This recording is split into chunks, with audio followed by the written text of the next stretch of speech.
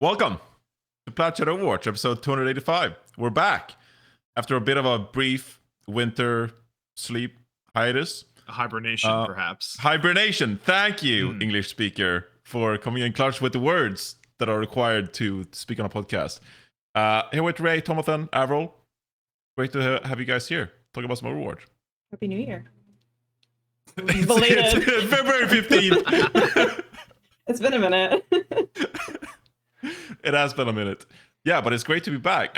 We got lots of news to talk about for today's podcast. We're going to combine the spotlight with the bootcamp that took place over the past week with lots of scrims and lots of matches. So it's going to be a great time. Avril won't be here to talk. He's here to look good because his voice is dead. And he might give us a thumbs up, thumbs down. Moral stuff support, in between. really. You have a bad opinion, and it'll just be like this. Oh, text on the... Yeah, that's brilliant. Text on the webcam.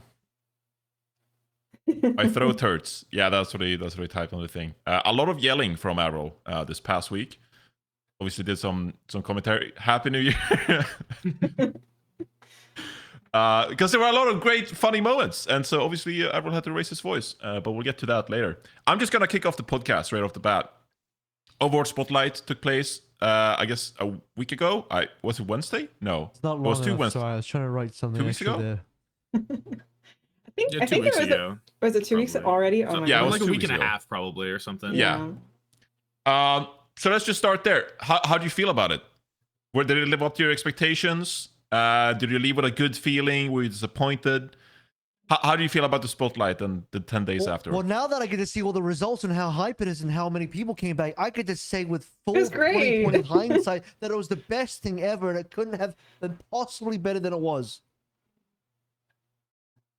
I agree, 100%. The results speak for themselves. I mean, I'm always, I guess, of the opinion that more content is better than whatever we had in the middle of Overwatch. I guess you can't say one anymore, just in the past. Something It's like that Overwatch, too. Yeah, so it's like that was horrible. So I'd rather them go like the other direction and just see if that works. And I don't know if all of the heroes landed necessarily, but it's definitely better than no content at all. So We're in the slop era. Just pump out some slop. yeah, That's that's gotta literally be good, slop right? era. Yeah. Wait, what? No! How is this slop? This is not slop, No, though. like as a culture, we're in the slop era. So Yeah. just pump some stuff out, and if it's high quality, it's good. No, that's kind of the vibe. Like 5 things at once is unprecedented. To be honest, It is kind of unprecedented. Yeah. But it's cool. It's fine. So Okay, I will actually level with you. Yes, not all the heroes hit. I'm not going to sit here and say that all 5 heroes were like former Overwatch 2 level quality. You know, they obviously had to sacrifice a little bit of quality to just get 5 heroes out. But in general, like they feel like Overwatch heroes, and so it's not slop. I think conceptually they all hit. It's just that they're not like All half of them power- aren't strong. Yeah, exactly. Like, That's more what I meant. Yeah, like I think all It's their good. kits make sense, but yeah, I agree with that as well. They don't all need to be like meta defining. No. You know, like if we don't see the mirror 5v5s that we saw on the first map of every like game of the boot camp, I think that's actually okay. Hot take, I don't want every new hero to be meta defining. Yeah. I don't want as soon as a new hero comes out, oh, strongest hero in the game. Would prefer it if it wasn't that case actually. So I'm good. No, I'm happy with what we got. Yeah, and obviously the meta is going to differ as well between all the different ranks. So if you truly wanted to replace the Lucio Kiri, like you'd have to cook up some batshit hero that just has it all, really. So Like a cat we that definitely can fly in the sky. And... Kiriko 2, maybe. yeah, something like that. But like going into the event, did you guys have any expectations for like what we're gonna see? Like, did you have any predictions at all that like did not come into Yes. fruition, or what do you think was I gonna knew happen? about that Errol? beforehand, guys. I just knew the whole spotlight in advance. I didn't know exactly what heroes were going to come out. I knew there were going to be a ton of heroes, but I didn't know exactly which ones. But I had high expectations for the spotlight. I was like, you know what? 2026 is going to be the year. 2026 is when things are going to really pop off for Overwatch. And all I could do is kind of hope that the execution was going to be good, that Hopefully, no leaks were going to come out to sort of ruin it. Hopefully And, IGN leak, but that one was just a mistake. Within the hour. Yeah. Yeah. That's a game journalist moment. It's okay. IGN's discredited. We don't have to go to that website. Yeah, I think the craziest thing is the game already was pretty good. Like I feel like everyone that was already playing the game already felt the game was basically moving in the right direction.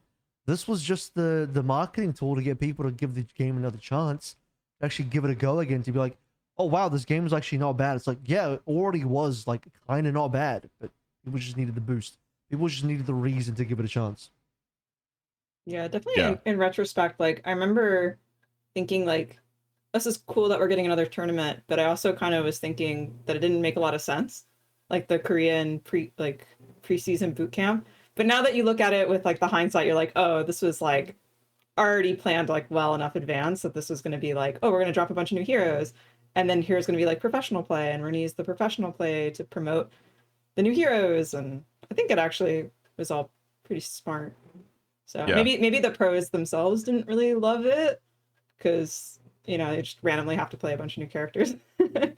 But as a viewer, I thought it was enjoyable. So Yeah. It gave the I tournament thought a it- purpose because we didn't Yeah, get stuck with exactly. like Pro AM was like back in Owl was like kind of didn't, it was just like kind of there, you know what I mean? It was like, oh yeah, here's some guys we're playing the game, but like now we're like, oh, we have a reason to watch this, like we have a reason. what's the meta with This That was Jetpack exists. the, Cat? that was the most You know? Canadian thing. Oh yeah, oh yeah, Oh, we're yeah, watching bud. some Spotlight. Oh yeah. Oh yeah. Johnny, what do you think? We'll get to the tournament later, right? Let's Yeah. we're doing Spotlight. Let's get that Yeah. Spotlight I thought they were gonna. conversation moving along. I thought they were gonna do like a skill tree or something. That's what I thought they were gonna do. Yeah, So- I mean that was the natural kind of like idea I think people had, like, okay, we're gonna get talents, or like we're gonna get some way to like modify these heroes, like perks on steroids. That's what Although I mean. I that- didn't that put would out a be a little prediction too because like much. no clue, but like, you know, is there a way to like have two different Lucios, like one that, you know, optimizes like Evil healing Lucio. or something?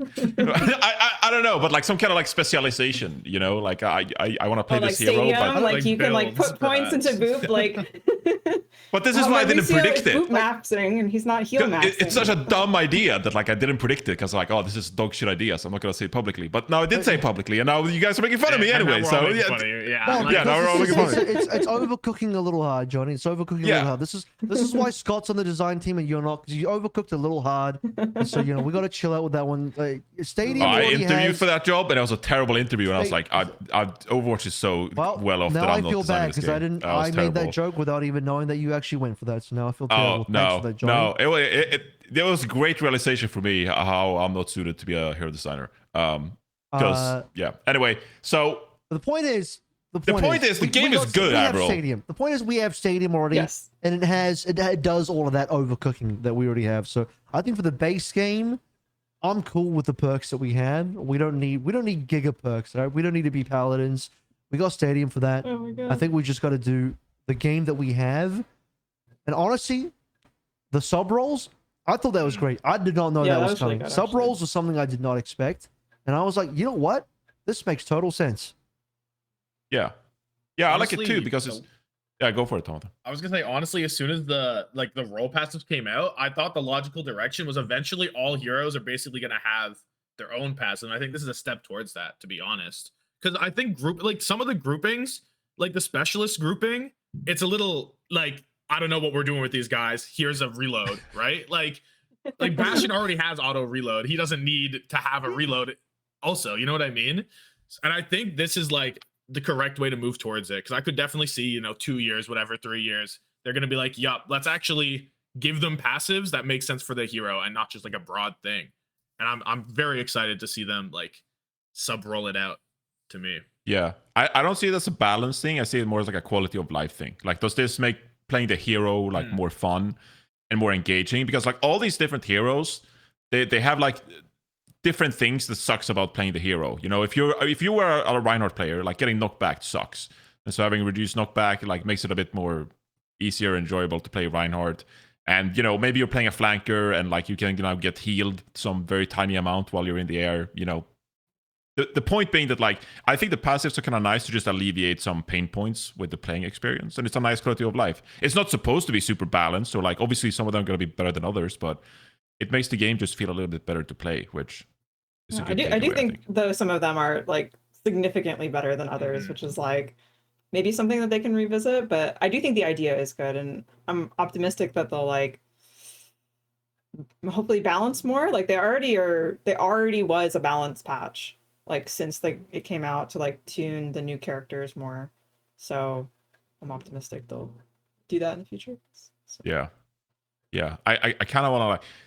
I kind of want to stay on that point, but I also want to go back to the spotlight. But yes, I hope they proactively balance, because they haven't really proactively balanced, it feels like, lately. It feels like it's taken a long time to get balance changes come to deal with like Diva or, you know, Vendetta even. And so like it's taking a long time. And I wish they were a bit more proactive. So maybe now after the spotlight, they've released all this stuff. Hopefully they can be a bit more proactive. But I want to stick with the spotlight still, because, you know, Avril, I'm sure you've been watching the Steam page with a close eye, looking at all the reviews coming through. I've reviewed every review. Oh, Every review. And I, you know what? Mostly negative for all the negative reviews, and overwhelmingly positive for every positive review. From me, It's like at 28% now or something. Okay. But yeah, the player count is going up. Yeah, I think it was like 100,000 players or something. What were we at before? 30K? 40K? That's Wait, straight up. is this right now? You're doing this live right now, right? February Yeah. 2026, yeah. yeah. That's We're at insane. 116 right now. Yeah. What? We so What's bad. the point? The year of Overwatch. The Know what I'm game's saying? not bad. You know what I'm saying? You should just go on Twitter and retweet all your Marvel Rivals tweets right now, Avril. It's been a war on your Johnny, feet for like that's a not year. that's not how you do it. You got to make new ones to generate the impressions. We can't even be mad at Rivals though. Like if you can't, say like- that this is not, they didn't do all of this because in part because of Rivals, like obviously. Competition is good. Yes, the free market. And as I said, Marvel Rivals has more players on Steam, but we have Battle.net, of course. So, you know, let's stop giving talk them about it. that much credit. We don't need to give them that much credit. But there is a vibe shift. I think you're right though. Like there's a vibe Yeah. shift because people are coming back and trying the game, and like you said, Avril, realizing that like the game is already good. Like the game is good, and now we're just gonna pump in like tons of heroes. I like to make the gameplay really fun, and so it does feel like a vibe shift that we've been waiting for years. You don't get a lot of chances to. You don't get a. That's Just look at the we don't- reset. Yikes. Listen. That date was April the 1st, so none of those reviews counted on that date anyway. You don't get a lot of opportunities to sort of buy back people's attention, where like Overwatch had to really go through a couple of solid years. Not even just last year was big, but like a couple of solid years of intense changes, a lot of learning, and very consistent pathway to improvements to get to the point where you could do something like this. You can drop a really big thing at the same time, which I don't even know if this was compared to last year's Spotlight. I don't think we got like, I think last year's Spotlight showed like a good roadmap, but it wasn't like a giant update all in one go, but it did. Did they announce Stadium at the last year's Spotlight? I feel like the content Stadium we got works. overall last year was like, the Stadium update feels to me like a bigger deal than this one in many cases, just because like Stadium is such a big mode. But this one is probably more defining because of a few things. Obviously, dropping 5 heroes at once is something that's never been done post-launch ever for this game. Bigger than the actual Overwatch 2 launch. Bigger than like the Diva update, whereas like Diva and two other heroes got launched at the same time at some point during Overwatch 1. I think of the beta. But it was the fact that they dropped the 2 as well. And this was something I was saying. It's like, you only get one chance to make this move where you get to drop the 2 in a really extremely large update for your 10-year anniversary. And for this to be the moment, because dropping the 2 is gonna generate some pretty big headlines, good and bad. And this is the one chance where you get to do all of this all in one go. And if your game isn't up to scratch, when people decide, I'm gonna give this another try and give this a second look, your game isn't good enough at that point. Dropping 5 new heroes isn't going to do anything if Yeah, the base true. game isn't in the right spot. 5 new heroes is just a band-aid that's not going to do enough if the wound isn't healed enough. And I think it's been more than healed. So when people actually come in now, the comments that I start to see is like, wow, this is a really good game. This game actually feels really polished, especially given that Rivals actually just dropped an update or two, the new hero. Everyone's complaining about their new hero. Everyone's saying it's completely unbalanced. Everyone's saying their game is sucking right now. And so they're like, you're getting all these people, you're seeing all these new Win. threads coming up in Reddit and stuff. It's like, hey, I just came over from Rivals. I keep dying on tank because apparently you can't just stand in the middle and expect to get a healed all game because we don't play 3 supports out here. And that's a good thing for us because we're getting the players back. We get some new players in here as well, and people discovering our game is a more polished, balanced experience. Yeah, a lot of my casual friends are like in my personal server, like, yeah, I'm playing Overwatch again. I'm playing Mizuki and like I'm playing the cat, like, and they're having fun playing it. And they were people that were like, I hate Overwatch like a year ago. So for them to come back to Overwatch after saying how much they like hated it and their heart was like destroyed by Overwatch, like it's good. It's good. It can only be positive, right? Right. So And it's been like a long journey because I think it comes in a lot of different ways. Like we think about perks and like new heroes and stuff, but like also like map pick system, hero bans, like yeah, all of true. these systems combine and make the gameplay experience like so much more enjoyable. So I think if you're a returning player and you're finding out all of this at once, that just like there's 5 new heroes and you're seeing a map pick system for the first time and a hero ban system for the first time, and then there's perks and you're like, holy shit, what is going on? Like there's so many things that weren't here in Overwatch before.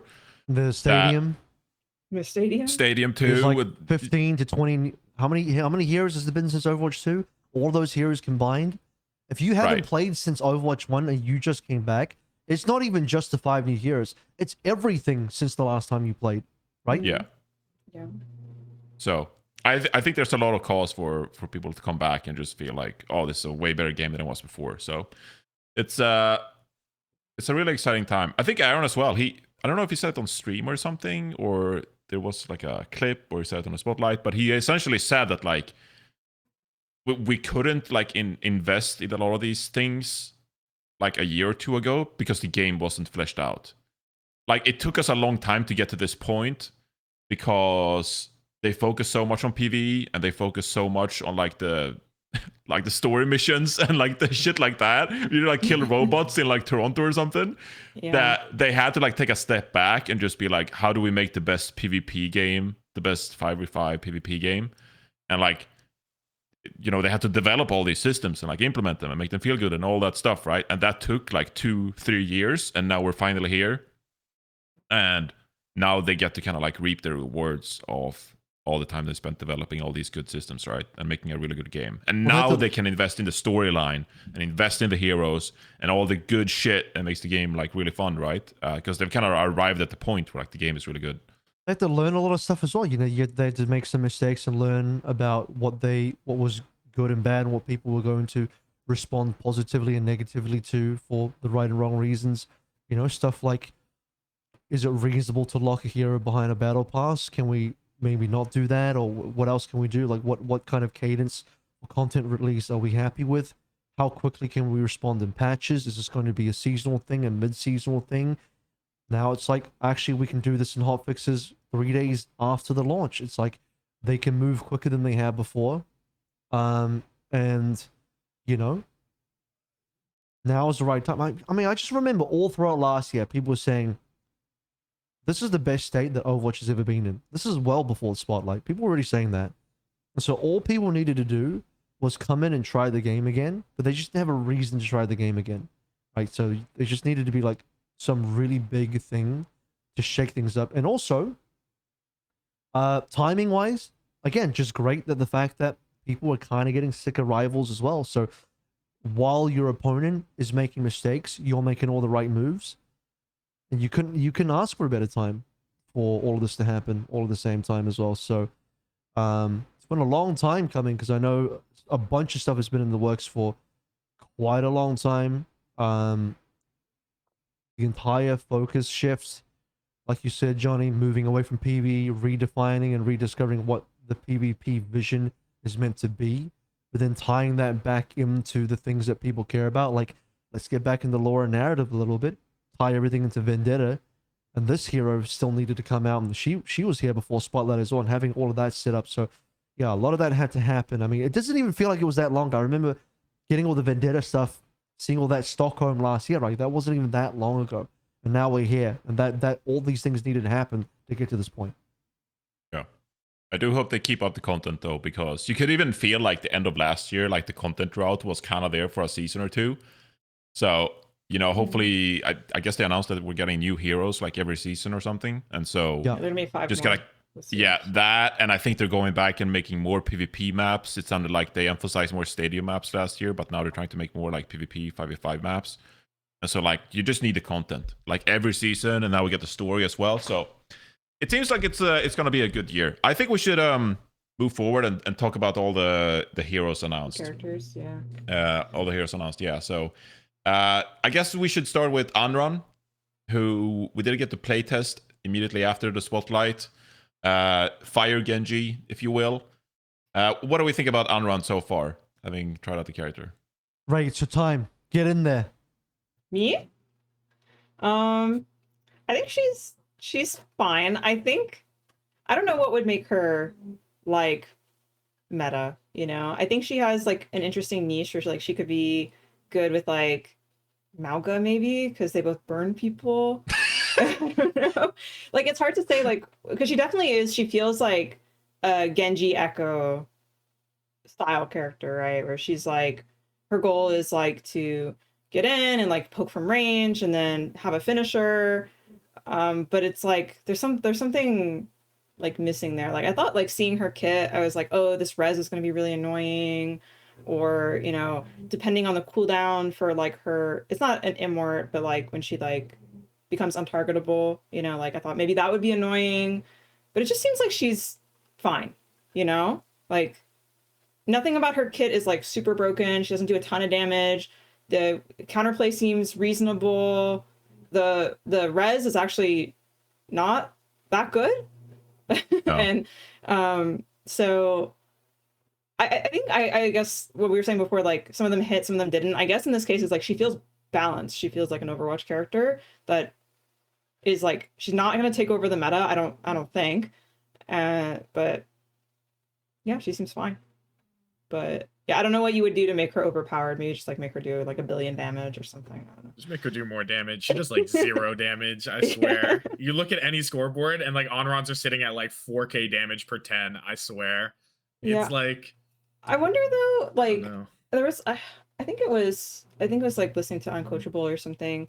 They were talking about like a lot of characters because they're new, right? Like there's a learning curve, right? And so, you know, people are just gonna suck at them. And what you really should be worried about is characters that people are immediately deadlifting on. That's true. Right? Like the cat. Like people are just deadlifting on the cat or on Domina. And that's concerning because if they're easy and they're just immediately getting super value, that's bad, right? But maybe these characters, like people haven't figured out like the best comp for them, or maybe they just need a little bit of stat adjustment and then they're just like Thanos with somebody who's really good at it. I can't really like say. I think it's too early. But yeah, I mean, I just feel looking at Anran's kit that you can kind of tell that like if we're a flanker, like it's kind of underwhelming because you're like, oh, this character can't realistically compete with like holding angles with like a tracer or something. You can easily see like an Anran in the gameplay, just like, oh, they burned like 1 or 2 of their CDs and they get punished like super easily. yeah. Just like, oh, you know, they use their dance thingy ability. I haven't looked at the ability names yet. I should probably learn this. Dancing Blaze. Dancing There you Blaze. go. Thank you, Jonathan? caster. Thank you, fellow commentator. But like they use that, and then they're like, okay, well, I gotta use both of my fire blinks to disengage because I can't hold this space, right? So, and then it's also like the damage over time thing. It's just like, okay, it's clearly going to be less effective in pro play compared to like direct damage that you can like synchronize with a teammate with or something. I think also right? like the fan part where she like amps the damage on burning targets, like it feels like you have this like desire to play at mid range and then like suddenly you have to get pretty close to get that amp, And that feels, obviously then the idea is that you have your cooldowns to survive if you do that, but it feels like she has to be really opportunistic, because if she goes for that play and it doesn't work out, then it's like she just has to leave, and then she has so much downtime. So I don't know. I think this is where, like, going back to what we talked about earlier, it's just like not every hero needs to be like meta defining. Yeah, and I feel like Anran is like perfect, like feels really fun to play, really cool kit, but like doesn't have to be Tracer 2.0, you know. And let's not try to make this Tracer 2.0. Obviously, you can make some buffs. Like, yeah, the revive like should probably get buffed, like reduced cast time or whatever. Like when you're trying to revive using the ultimate or something like that. But so like there should be buffs here and there, but like let's not go crazy here. Doesn't need to be a meta hero. That's kind of where I am. I kind of like the idea though of like adding characters in that like become suddenly really good depending on like the bans, right? So like I don't know, if you just like make up a situation where, you know, you can't play Tracer, you can't play Vendetta, and, you know, maybe it's like, I don't know, like I was saying, like maybe she could be good with Malga or something, like Malga is really good, then suddenly like, oh, Anran is really good. So you might not need to like super buff her. Maybe she just has a place depending on the situation, which I think is fine, to be honest. There's been a lot of talk about the gameplay elements of Anran and whether she's a good hero or not, all of her abilities, the design of her kit. I'm not interested in any of that, guys. The only thing I'm interested about Anran is her facial genetics discourse. Of course, obviously, guys. No, I don't give a crap, but that's the most ridiculous thing. You know what? The funniest thing I talked to Connor about, I've asked about this, but we've moved on from Vendetta nose genetics discourse to Anran facial genetics discourse. So just gonna put a cap in that one real quick. It is so funny that people care way too much about this kind of stuff. So that's the big thing about Anran, guys. The big thing about Anran is we totally forgot about her kit. We totally forgot about what her gameplay even was, because we just all care way too much about other things. But it's a lot of fun. People were talking about Overwatch again. I'm going to let them, Avril. If they're passionate about that stuff, I'm going to let them. You know, I think it's valid. I think it's actually quite valid. I can't lie. The video of them just slotting the hair on all the faces was so funny. I don't know. I'm gonna come to Toronto and find you, Tomathan. What? You're gonna find me? Is that what you said? I'm gonna treat this like the PvE mission with a bunch of Tomathan robots out there that I'm gonna defeat in my Overwatch PvE mission. What is this guy? Bro's gonna put my face on all the NPC robots. What do you mean? It's gonna be like the Halloween event where they wear the masks. It'll be like that. It'll just be your face. Oh boy. But no, I think it's good. I think you want some mid-tier. You want some solid mid-tier heroes that are fun to play, so that your gold to diamond players can just thrive. Not every hero needs to be GM plus viable. Not every hero needs to be pro level viable. There's gonna be some. Look, you're gonna. Yes, how many, like, this video. 40, I care so little about this. You know what? Make my God. Character. Make all the male characters look like this shit. I don't care. I genuinely don't care. I need a guy that's built like this in our game, please. God. You know what? She looks better bald anyway. Take the hair off permanently. What are we doing? You've seen the ones with like Lunar Snow? That shit's funny. The Tracer one's a little bit that's pushing a little too far. But the Galactica one is funny. The Lunar Snow one is funny. Once you start putting the Marvel Rivals character using the same face, it gets really funny. But Exactly.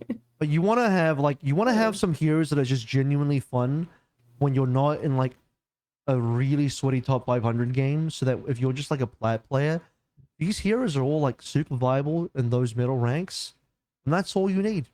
I think that's great. You're gonna have, how many heroes are we up to now, guys? Are we up to 40 yet? I lost count. We got a lot of heroes. A lot.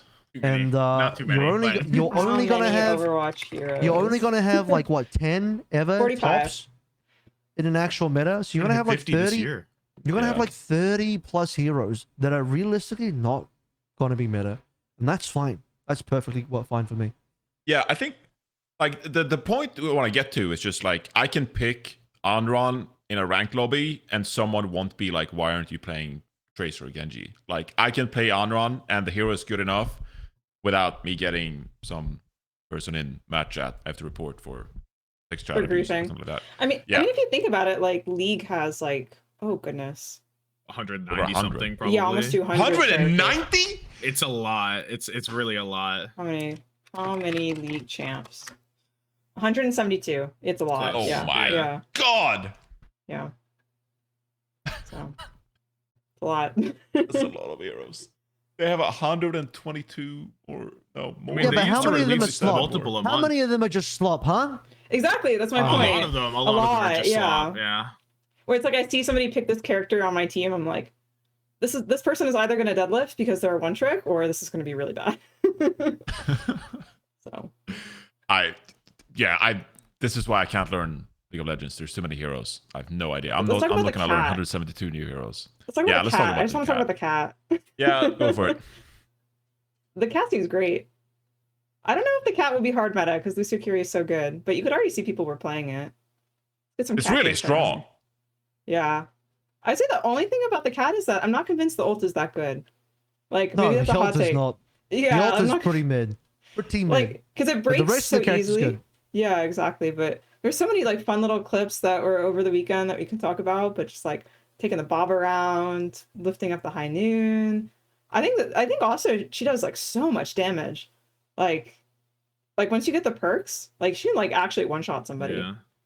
The melee perk is crazy. It actually I think this character is the hardest perk power spike maybe there is, because as soon as you get the melee, you're actually like a threat and you can actually go dive people. But before you get the melee perk, you're like, it's like so whatever. I feel like I don't know if there's a better one somewhere. Your Maybe baby Sigma. kitty. Your baby kitty, Yeah. and then you get the claws, and then you're like, I'm Yeah. not lying. Someone explain to me, is this cat just like a normal cat in a jetpack? Yeah, John Yeah, I Cat. think What? so. Yeah. I think the So- lore is that it's just a cat. It's just a cat. So explain to me how this normal ass cat, just a standard average cat, just a regular ass cat off the street, is like with like a kitty claw swipe, doing ass loads of damage, killing like Overwatch characters and shit. Just a You've normal not ass been cat scratched doing, by a cat in doing real this. life. Just Those doing this. real house cats are lethal.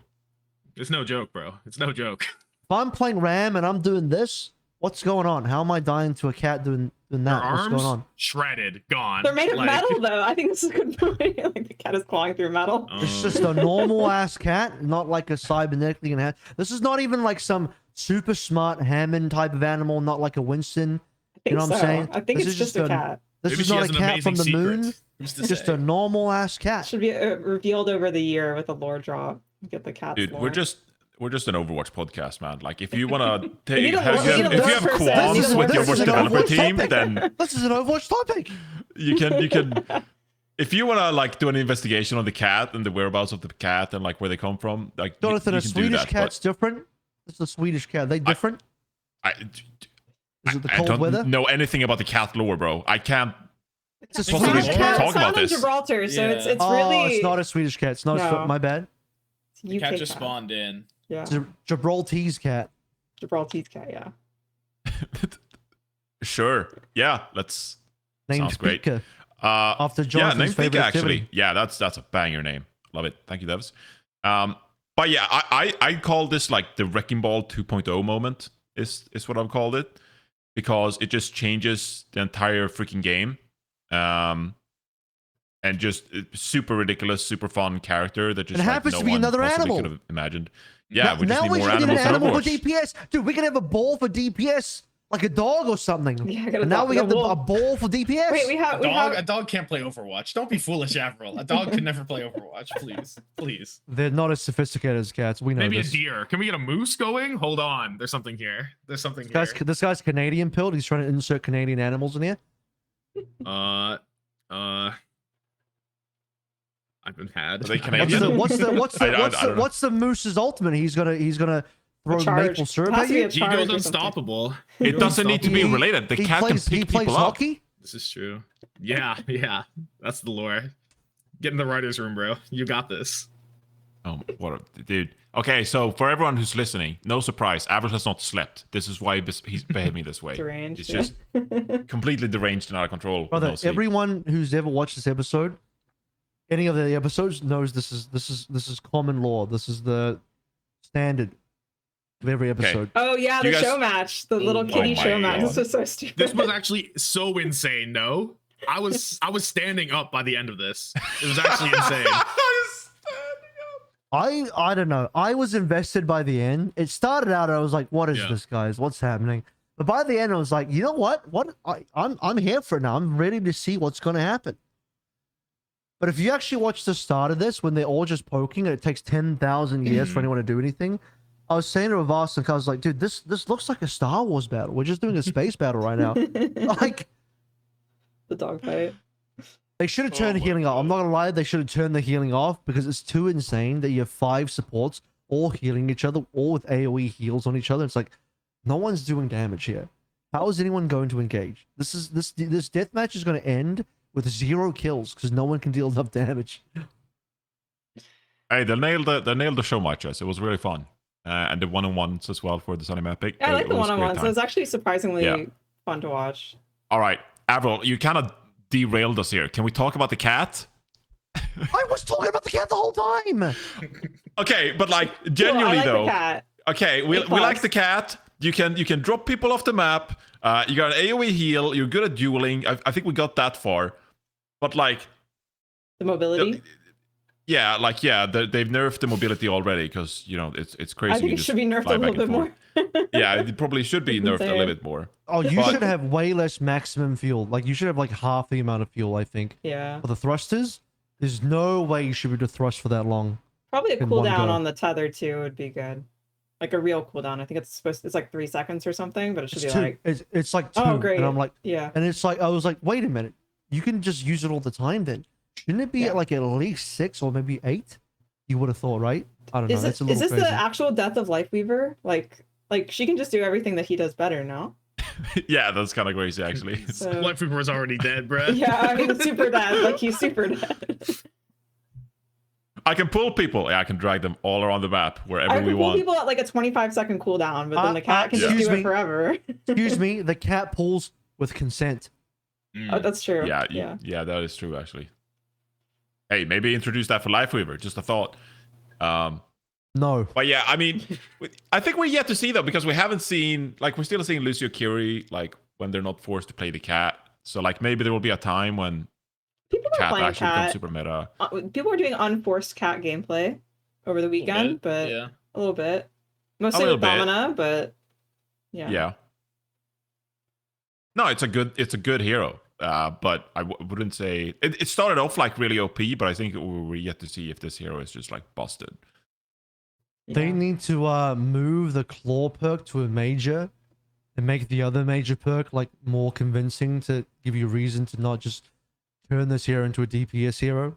I So, think yeah, that's that the only claws niche, out. though. To be That honest, needs that perk needs to go to major, not minor, instantly. That's crazy. It's Like Because her, the her other- being 'cause a it's- fighter is like the only niche. That Because you the think she wants. 75 shield perk, it's not worth taking when you can be like Never. a real damage threat. You know what I'm saying? So Do you think That's- this is the highest carry potential support hero in the game? Like if you're Come on, we queuing got ranked Kiriko and and you're Lucio, like, I'm gonna guys. carry this ranked we game literally have support. Kiri and Lucio. If you're in ranked, I think probably, Kiri's You're way. bad. probably not. Full aim. Probably not the cat still in ranked. I wouldn't say. But everyone's No, banned. but- The cat has an insane ban rate right now in ranked, though. That's It's true actually, too. That's Pe- actually nuts. people ban based on what they dislike playing against, That's not true. necessarily what's broken. That's why Sombra's permaban. She's not even that good, but she's permaban because she's annoying. Yeah, Speaking of I another love. perma ban, Domina, maybe. True. Yeah, we can talk about Domina. But I think before, that's hang all on, you, as a last thing tank though, player. last thing though, we got to talk about how much the cat has been part of the comeback story of Overwatch because people are obsessed with the cat. I think the cat is like the winning hero In of popularity. the new 5 heroes Yeah. in terms of popularity, in terms of like people be like, that's the hero I want to play. Only to discover they can only play her in quick play because she's never available in ranked. That's fine because most people probably still play quick play anyway. So, but yes, that's the hero everyone wants to play. That's the hero that's been like all over the socials. They should You know, make there's sure 5 that heroes, but really this is the hero. they really should make sure that the cat gets put in stadium like as soon as possible. To be honest, Oh, can you imagine the mobility, additional mobility stuff you can do with the cat? Oh, please, that'd be crazy. I played Stadium like twice, so I'm sure it would be crazy. I can't. You can do some crazy things in Stadium already. I can't even imagine how crazy you could make the cat in Stadium. Probably you'll have a thing which is like your ultimate now cat naps the entire enemy team all in one. I don't know, something stupid like that. So Like a Jeff that'll be in the from game. Rivals. That'll be in the like game. Oh my god. Yeah, let's talk about Domina then. Which is a first poke tank hero since Sigma was introduced, I suppose. We're back with another shield in the form of, you know, a static shield similar to like throwback to Orisa. But on a way longer cooldown and way larger. I think this is another fun, really, fun hero that's being integrated into Overwatch that's like unique still. Like really unique skill set in how the shield works, how the ultimate works, which is like I never would have thought of that in a million years. So thank you, Costa, again. So I think this was a fresh, like a nice addition to the tank roster overall, and we really needed a poke tank hero as well. And like you said, I've seen some play as well in matches where it hasn't been a required must pick. And so she's the most well designed hero of the new 5, just in terms of the overall like what she brings to the table in a healthy way. So you don't. There's some things that Cat does that I don't find very healthy for the game, but whatever. Domina's kit is like super refreshing and like very rewarding. Dude, the left click, the Magnum, oh, it's like such a fun left click. It's like the most fun tank left click in the game. If you can aim. Yes. Yeah. Very unfortunate, Johnny. Yeah. She is a mechanical. She is somewhat mechanically demanding, yeah. I was playing with Ray and I was like, how are these tanks doing so much damage? And I was like, you need to hit your shot. Yeah. I was like, it's like, oh, maybe I just need to aim. Like these people can aim and I can't. That's I felt so bad. That's the difference. But yeah, it was a bit of a learning curve.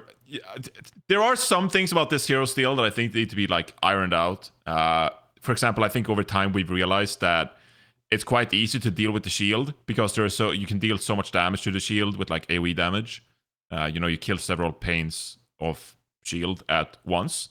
And so I think we're seeing this hero being countered quite effectively. Like I think we saw some Sojourn being played against Domina in the tournament, and like you put down one disruptor shot or whatever, you deal like a lot of cast too, and just like right clicking it.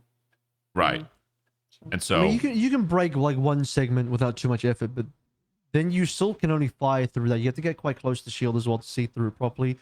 Otherwise, like the shield is just like generally large enough that if you're playing medium to long range, the shield is it's annoying if you're like a hit scan because it still just covers a massive amount of area. I think she has like some really clear weaknesses though that I think are good. She's really immobile, and like when she puts the shield down, it's like she's in that location. It's like I mean that's another thing. Like the 14-second cooldown or whatever it is might be a bit much. Like if you play a Domina mirror and you're like, oh, I'm gonna wait 4 seconds to drop my shield, and then you just go back and forth, like you're just trading shield cooldowns every 14 seconds. Like it's kind of toxic head to head, because it's such a big commitment to place your shield. So it's kind of a toxic gameplay loop. So I'd almost rather see them reducing the cooldown of the shield and nerfing the effectiveness of the shield.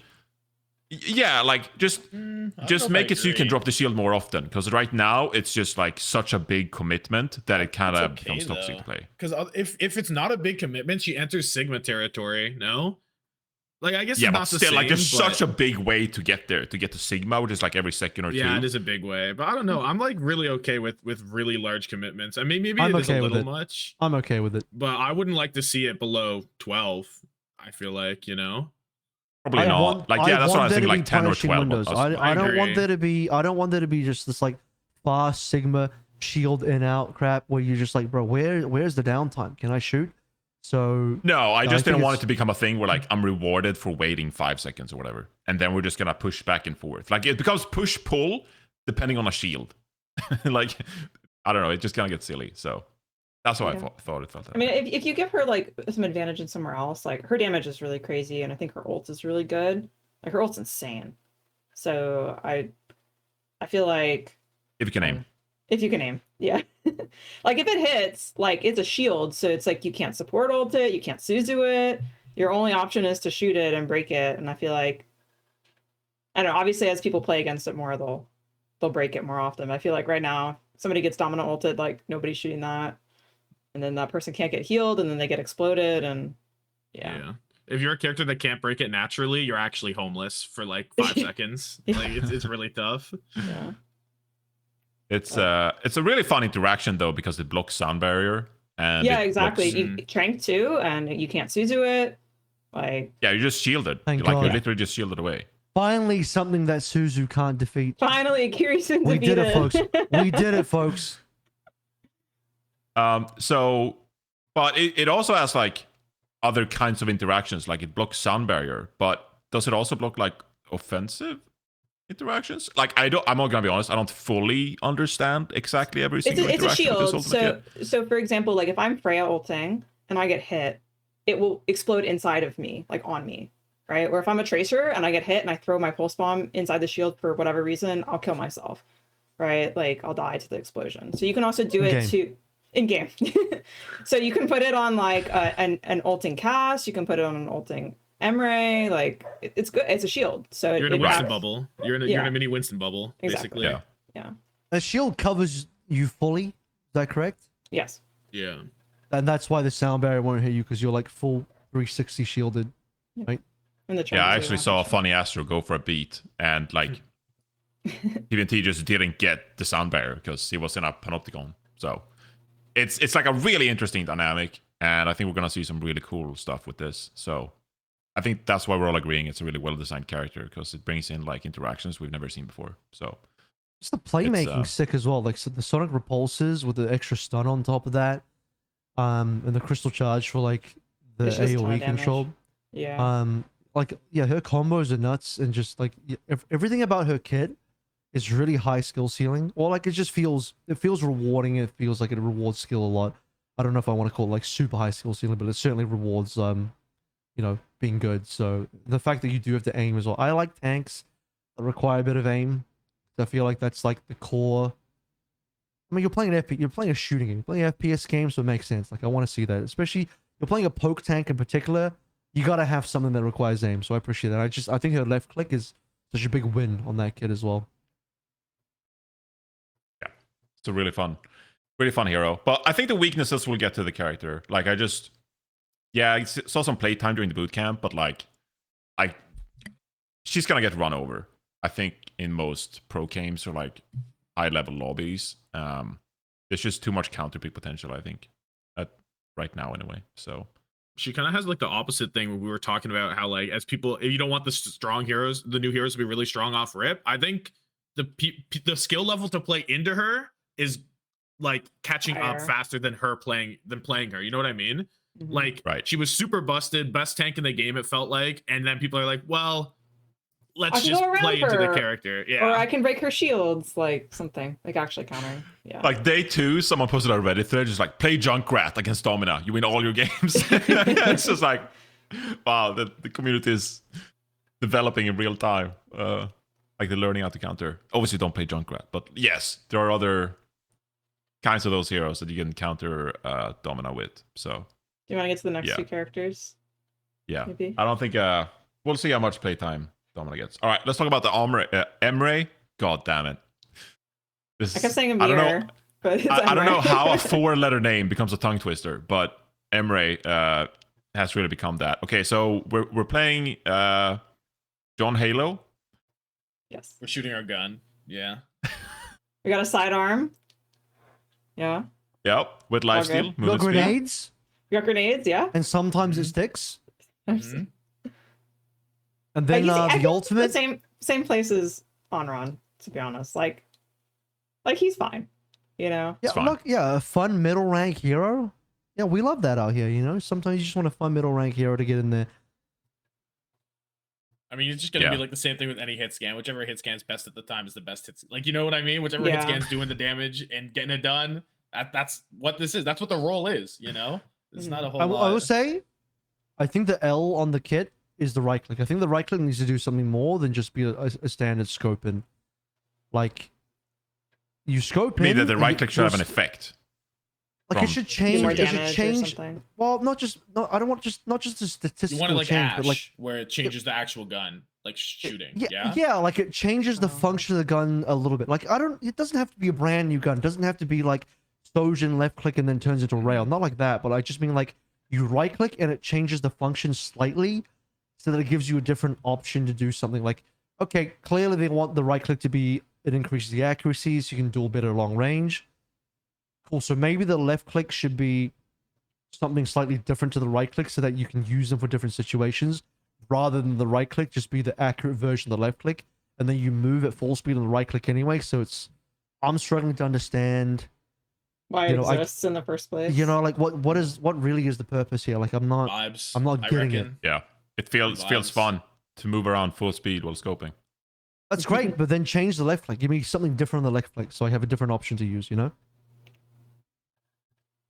I don't think they're just vibing with this hero. Like maybe, but it's just vibes. The ult is I really agree with cool. Thompson. I like the ult a lot. The ult's All fun. right, the ult is crazy. The ult is a whole separate conversation. But yeah, I really think- posted in our outline like some cool clip that Tree hit with the ult, like just sniping somebody out of the air with it. It was so fun. It was the cat. The cat, yeah, that was a good He shot. got Yeah. funny Astro, I think. For those who don't know, by the way, you do get a little bit longer fall off when you're scoped in. So it's not. So it's Yeah, not. but like I one said, to one I'm same not. fall I'm off. looking for more like not just a statistical change. Like, oh, here's I know 5 what you're meters. saying. You know what I Yeah. mean? Yeah, I'm looking for a functional change, not a stat change. Yeah, the ultimate is really crazy. But I feel like we watched the tournament, and obviously it's pretty easy to hide from because like someone pops the armor ult, and immediately enemy team is just like, okay, we're just gonna disengage, hide during corners. You're not really super mobile, and so it's hard to like get all this damage in. But I Yeah, still that's feel like we didn't really see the fullest potential. Here's that shot, by the way. That's nasty. That's so It was a nice. charged one too, which was nice. It's such a Tree clip, by the way. Like it's the same with like when Freya was released, and Tree immediately had that 5k or whatever on Freya, and it's just like, It he had, like, reminds a me of him bowl out playing or something. Hanzo, and he's just like doing these predict shots. I'm like, man, okay, yeah, he has the best clips. that's doing But- something there. I feel like the ult is really crazy, no? Like I know you can hide away from it, but like it's a really scary ult. I feel like if people are forced to fight into you, like if you use it when somebody uses a commitment cooldown, then it's probably really good. But if like you mistime it even just a little bit, it's like completely useless. Or maybe you can zone people with it. I'm not sure. Something like that. It's hard Yeah. to like because you can't really move around that well, like you said. So it's like if people disengage, it's difficult for you to pursue. You are kind of vulnerable, I suppose, because Yeah. you become a target in the sky, and people shoot you out of it. But yeah, I feel like we didn't really see. I guess my point was, I didn't when I watched the tournament. It always like they either popped it a little bit too early, to the point where the enemy team could hide effectively, but the damage is just so ridiculous that you should guarantee. Like it should be an ultimate that people have to play around. I think it's that impactful. So I love it. It It's is cool funny ultimate. that when both the Omres pop the ult at the same time, it turns into a fire duel. They don't even go for other players. They just go for each other. And it's just like, we actually are just playing fire now, just shooting rockets at each other in the sky. So, Feels ineffective. I feel like that's DPS mindset, which we'll have to cure. I'll tell you, Yeah, I'll tell you what, yeah. Coaching. they nailed the feel and like visual design of the character way beyond my expectation. And they nailed like the fantasy of playing John Halo in the game. Because I feel like, there's a market. You're capturing somebody with that. Somebody's dream is to play it's the Soldier Master 76 Chief? market. Yeah. Master Chief in Overwatch. It's a Soldier 76 market, but Yeah. like slightly different. If Soldier The 76 Overwatch is 2 COD, version. then Overwatch 2. Omre is Halo. So that's what we're talking about. You're getting the gameplay feel inserted into the game that feels uniquely Overwatch at the same time. So you know what? Soldier's not necessarily meta. Omre's not necessarily meta, and that's all good with me. I mean, it really feels like Halo 2 when you're popping the sidearm and you're jumping and you just got the Halo like movement in Music in the background. The drift, okay. yeah. the gravity, yeah, it just feels good, yeah. And I guess we didn't talk about the sidearm, but I guess it's primarily just pop for like lifesteal, Yeah. and like trying to disengage, like it just It's like in place of like because a lot of these hit scans they have like an escape cooldown, right. It's like you're pressed in case of emergency. It's a little bit of both, but I think primarily you should probably save it for like the move speed and the lifesteal if you're in a tricky spot. Like you What should. role is he? What sub role is he again? I forgot. Specialist. Oh. Yeah, He's the especially if you get the is he the reload. reload one? Yeah, he's the reload Yeah. one. Oh, that's lame. Yeah. Actually, well, I mean, I feel like it feels good on him because the gun, whatever. I don't know. Like, I think the I gun. was gonna s- I think his shift reloads his gun already. is it? I'm pretty sure. Okay. So it's like a little redundant, but it's like whatever. You know, it's not bad. It's like good. And you also got a perk, so you can get the sticky plasma grenade from Halo. Love that too. So, Exactly. I love that. That it's a sort of typical FPS grenade too. Where you just fucking throw it and you hope you hit something. It's like in Counter Strike, where you're like, oh, I'm gonna buy a $300, grenade, and you throw it and you do like 20 damage. Like you just you never get value from the actual grenade, so you just might as well throw it out and hope you hit something. I So see. Johnny they really, doesn't know about the lineups. No. High explosive Somebody's grenade already made a lineups? No workshop way. code with like you just like figure them out. Yeah. Oh my god. But it's a really fun kid. It's fun character to play. So, but I mean, it's direct damage Sojourn or hit scan Sojourn, I guess I should say. If you don't want to deal with the projectiles of Sojourn, like it's kind of the same deal, I think. I guess that's how I'd categorize it. But like Slide is way better than the sidearm from Armor. Not even close. It's just Yeah. So I mean, Monsters the are railgun better. is also just way better than the burst Also rifle true. too. Yeah. Also true. And And the I ult is mean- also and better I because you mean- can move. Like The ult is also better because you can one-shot people, and the ult is a hit scan, not a projectile, and you can also Slide around the collapse map. from people. Yeah. But hey, it's you know good what, vibes. Actually, you know what? Actually, also the grenade on Sojourn is actually better It's than the also armor better, grenade too. as well. So yeah, tough actually, world. It's a tough world to be a hit scan. you know what? Yeah, Sojourn stays winning. all right, let's. We really hyped up these new heroes, guys. It feels great. Like we're really so excited and hyped. Go Overwatch. Let's go on to the next niche character, which is Mizuki, the last of the 5 heroes. Which Apparently, this one Scott did design. Fun fact. yeah, apparently this was claimed to be Scott's character. It's like he designed this one. I feel like he would be really good if Kiri didn't exist. Yeah, I agree. I think But- they want him to be like a side fight, like on the duel kind of thing. But Kiriko does that Better. just way better, and it's not even close. Yeah. So I don't know what he does, to be honest. The thing is too is that he has an aura heal, right? Yeah. So Yeah. then like is he not incentivized to just sit around a bunch of people? So like why is he side fighting, you know? Like he has this like Kinda, yeah, so it feels I'm not at all saying he's badly designed. I think he's cool as hell, but like Well, I just don't know where his niche is at the moment, you know? well, like, I feel like if they lean more into the throwing the hat heal as like a potential primary way to heal and the AoE being more secondary, he'd be like a real good flank side fighter, you know? mhm. Whereas what's the cooldown on the hat? I feel like the hat is It's not long, I'll it's take a look pretty at it. short. If you throw because like they could have leaned that, because if they 6 do a sort of seconds. thing, imagine this.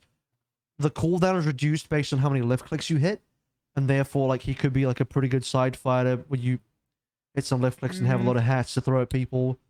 I don't A know, lot like of eggs in treat that it. basket though, because treat that's it- also treat how it- he amps the heal, right? Like I was gonna say His like damage- treat his it damage more and like healing, like brig packs, you know, like put it more in line with brig packs kind of feel.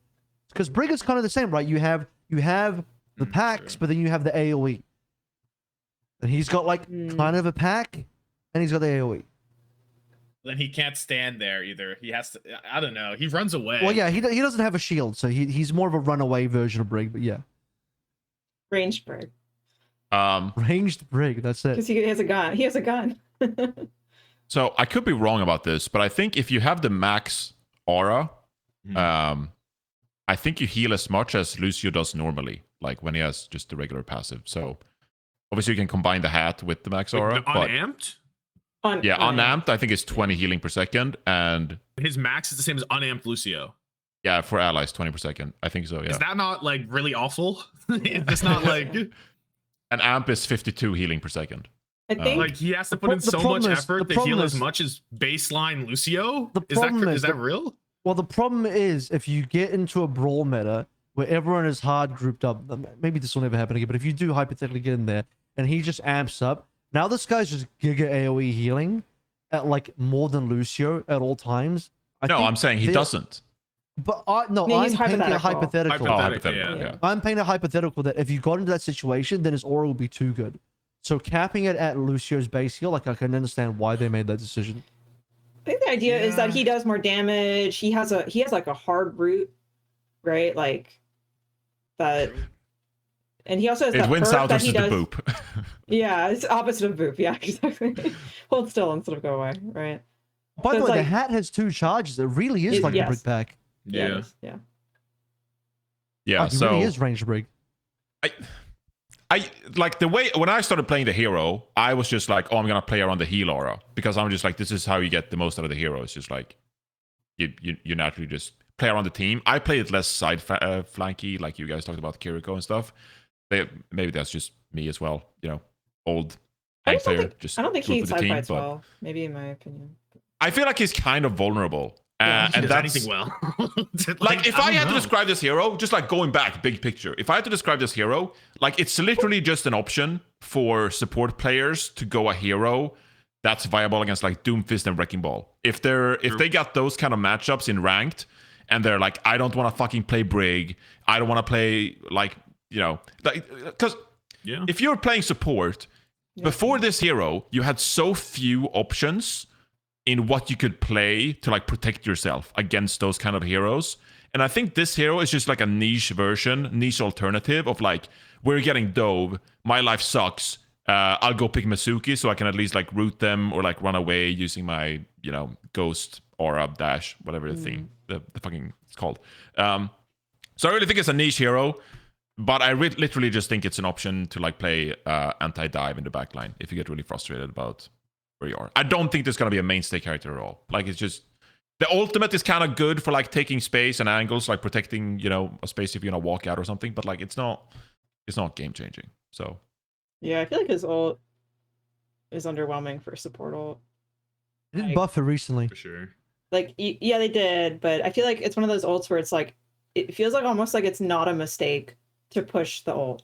You know, it's like better to push them inside the ult or just completely ignore it versus like if for example if a Mizuki puts his ult on point, like I could actually reasonably push into it without mirroring, which feels wrong, you know, because then You know the what ult they should doesn't do? work. The ult doesn't work if you push into it. You know, it's not double-sided, so you can't bubble dance with it.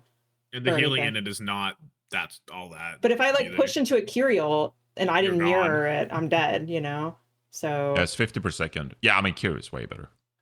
Yeah, It's I 50 mean, healing per they second. should- I think the comment about him being anti-dive I think is good. Because we saw very little of that being used, and maybe somebody can cook something cool Yeah. with that. Yeah, and This is what they're gonna again, do. This is what they're gonna do. Okay, go for it, Errol. They should, when you drop the ult, you should get max aura straight away, instantly. I like I that. feel then- like if you already that. don't have max aura though in a team fight, you're already making a big mistake because it's so easy to get aura now. I'm You just trying to give more value to the ult. But beyond that, like you Yeah. should get punished for walking through the ult. That's I true. don't care that like okay whatever Have a it slow- doesn't does it have a absorb slow? it doesn't no it doesn't have absorb a slow both when you walk ways. into it. I don't mind Yeah, I that it agree. doesn't have a slow both ways, but based on what you said, Ray, like you think it right now it's like you don't fear pushing into it. That's why I think they should make it so it's punishable that if you do push through it, you get slowed or something. I agree. Yeah. I don't want all supports to start dealing too much damage. I'm a little concerned about like Everybody you know, gets a Discord orb when they push in, you know. everyone just takes damage walking through. I think that's kind of lame, but like yeah, if Yeah. you get slowed walking through, that could like maybe prevent people from necessarily walking through, but while still giving you the option to if you really want to push it. When I'm talking about this hero, I guess I should clarify that I'm not talking about the pro play experience playing this hero as well. Like I'm literally just talking Yeah, even about just like, ladder. where he fits into the support hero roster, right? And then I did see a clip from Costa because Costa was streaming, and he was like, "We had so much shit with the ult. Like at first, when they first made the hero concept, the ultimate just did like tons of things. Like it just like healing and reduced movement speed And and like speed. increased attack speed Wait a minute, and so like it's a Marvel Rivals support ult? it The was circle. everything. Oh my days. Yeah, it was Junivalt and Transcendence with Discord perk, and like it was everything, right? And so Costa was like, we had to scale back everything. And at launch, it didn't even have the insta heal of 100. They had to patch that back in, right? Yeah. So they have room to like develop and evolve this character, but I really think it's pretty niche, but it's really fun to play. He's fun to play. Yeah, he's really fun. Yeah. So honestly, I was telling, even like I mentioned, like some of my casual friends were like playing again, and they like Mizuki a lot, and I was like, just have fun. Like it doesn't have to be like an S rank character for you to just enjoy the game, especially if you're just like playing quick play or 6v6 or whatever. So Yeah. If I have no teamwork with my support teammate, I don't want to feel like the only hero I have to pick is Moira. This Sure. Mizuki provides an Yeah. alternate hero that I can pick that isn't Moira to get away from these dives. And so that's kind of where I landed. All right, we did a great job hyping up these characters. 5 new heroes. Woo! they're fun. Yeah, play the cat. Let's go. But like we mentioned, it seems like we're going to get 1 new hero per season. And so 1 new hero every two months. That's awesome. And looking forward to see what other heroes they got in store. Everyone loves this period in Overwatch when things aren't figured out. Like everything is a state of flux. People don't know what the meta is. People don't know what the best heroes are. And I mean, 5 new heroes, that definitely introduces that vibe into the game, right? So feels good. Feels fun. You want to talk about the boot camp? Yeah, I guess there were a couple of perks we could have mentioned. Oh yeah, I forgot. Yeah, all the changes. But I'll go through them quick. The Wrecking Ball ultimate one is bugged right now. Did it get hotfixed? I don't think it did. So you can get like unlimited mines as it stands on Wrecking Ball every 5 seconds. That's not intended. But yes, Wrecking Ball got a perk so you can get additional mines like 5 seconds after you pop the ultimate. Winston, you get more movement speed the more people that you're hitting with your Tesla gun. Up to 30% movement speed. Feels really good. Feels awesome to play with. I love this one. Even though it might not be as good as Heavy Landing still. But it feels good. It's fun to play with. Reinhardt, Crusader's Resolve is back. Go tank You get- players. Health regen faster while you're using your shield. And they even made fun of Derpy during the stream with it. So that's great for him. Junman played Ryan. It didn't go well, but you know. I watched the ultimate clip on Reddit and then I was like, I'm not watching this map. He had a 4-minute torture. ultimate. It was great. Yeah. It's a great map. Hanzo got a frost arrow. It's Solomon, I know you're trying to keep up, but you're doing a great job. You can slow people for 35% for 2 seconds. It is a tiny area, so I don't think you need to direct hit someone. It can be like kind Does of it nearby. deal damage? And it's an arrow. Oh, yeah, it's an arrow. So I So it's think like it's assuming just you an body arrow. shot them, or if it's like a tank, then they get slowed also. Yeah. But scatter arrows is probably still the better pick. Like the movement slows. Not a huge deal. Sombra, health hacked health packs. Try again. You get 50 over health and you get movement speed It's a when change for, you pick it up. also Hacked changed health her packs provide passive. allies. they changed her Yeah. passive too. So she can. Oh, she I didn't can- know that actually. Yeah, she can just now see people if they have their ult. She can just see Oh, right. without hacking them at all. So that's fun. Yeah. She can just Just ult at track all for times? you perfectly. Just All at all times. times, she can see Yeah. if you have ult. Yeah. So I don't know. I think that's kind of neat. You get a little movement speed. Everyone loves movement speed. A lot of movement speed changes with the perks here. People love movement speed. So So they gave her old passive to the entire sub role, so it makes sense. Yeah. They had to give her something else. there we go. I also didn't mention during Mizuki that you get a speed aura from one of your perks. So that's pretty fun. The major perk. Good times. All right. What do we have next? Batiste, larger immortality field. If you suck at aiming this thing, it is now 30% bigger, which compared to like increased attack speed from your regenerative burst, yeah, maybe sometimes you want 30% larger immortality field. I don't know. Could be useful. Tracer, you get longer blink distance by I hate 20%. this one. People's I- muscle memory Say more. is getting I messed think up with this. Blink distance should be sacred and never touched ever. To be honest with you, What just like blink cooldown should also never be touched. Because you're trained to do like your 180s, your 90 degrees turns and stuff like that, and now the blink distance changes, and that you just get completely messed up. So Are you It of sounds the like a opinion that skill error. are you of the opinion that Tracer is dead? This No. was the this No. no No, yeah, I didn't- no. I'm not sorry Not then. at all. No, I don't understand this context. You put in the Wait, you didn't see script we the have. yeah, so Sunshine was like, "Oh, Tracer's dead now." I thought it was funny. Oh, Because I did not see they this. removed all her like they moved the blink packs and then or was it always on major? It was on a minor before, wasn't it? Yeah. Yeah. So now she doesn't get like a 5 billion blinks, which I think is good, to be honest. For the first time in Overwatch history, Tracer's dead. I guess goats. Didn't see Tracer play, but still. Lifeweaver. Lifeweaver is not dead. You get sow the seed as a major perk. Let's go. You can toss a Good. seed This has gotta be forward. good, no? Another ally can pick it up for 75 overhealth and 25% speed boost for 5 seconds. Blizzard are like, man, we made this seed for Lifeweaver. We got to get it back in the game somehow. He's got this seed thing. We got to use it. I just don't want to hear my players being like, pick up my seed. I just don't want to hear that anymore. So Okay. All right. Oh, thank you for that. Ash, you get double coach gun. And I think this perk is actually out of the game because I went to the practice broken. range and It's I couldn't currently pick broken. it. Yeah. Broken, It's currently I broken. think I that's learned why. the hard way, but I tried to use it, but I died. I grieved. So, but theoretically, you should have double coach gun in theory. when it's not broken. I think the most significant change though is that now everybody has DPS passive. That's crazy, no? That's the I've been asking for this for the longest time.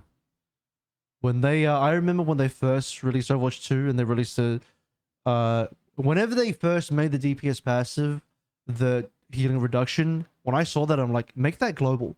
That should just be applied throughout the entire game. Because I was already of the opinion that healing was too strong Yes. and that we needed a game with less healing in general so that you couldn't just be giga pocketed through everything, which is ironically exactly what Marvel Rivals is. So like I'm glad that we've just like extended the healing debuff, because here's the thing is like supports, while very whining, they would complain if you just drop their numbers. If you just decrease their numbers on their side, they'd be like, wow, I got giga nerfed. But if you gave everyone a debuff to make it so that healing is less, then psychologically the support players, like, they don't see the number being lower on their side, but the number output actually is lower.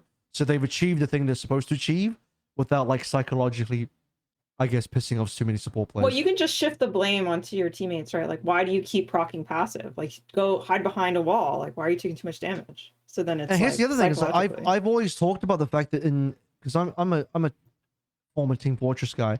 This was solved like decades ago, where Medic and Team Fortress has two different rates of healing. You have in combat healing and out of combat healing. Out of combat healing is twice as fast as in combat healing, and the reason why is in combat you don't want someone just to be so pocketed that they can't die because the healing is just too good.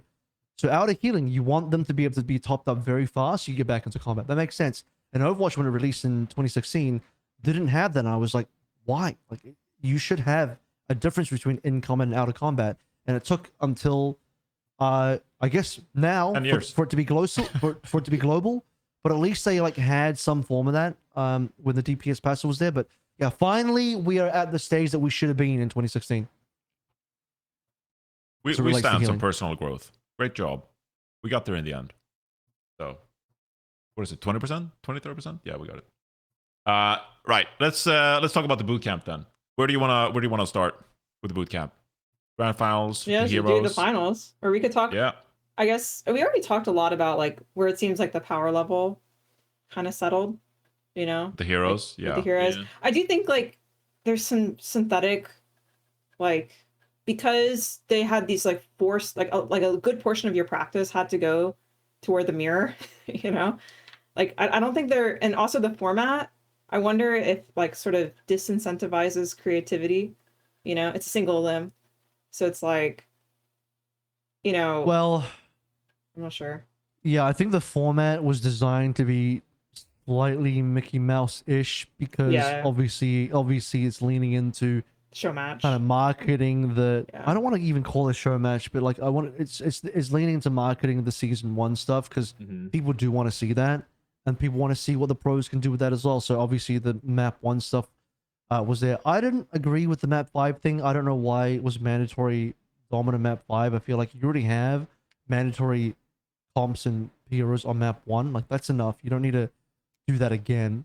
The 1v1 is It's not my personal cup of tea. I'm not about it personally, but whatever. It's in the game. It's in the thing. They decided to Preceding do this it. specific tournament now, like I think for this, yeah. it'd feel weird to see like how do you see disguised versus Peps? You just without- coin flip. They No, coin that's flip. lame though, right? But that's just lame.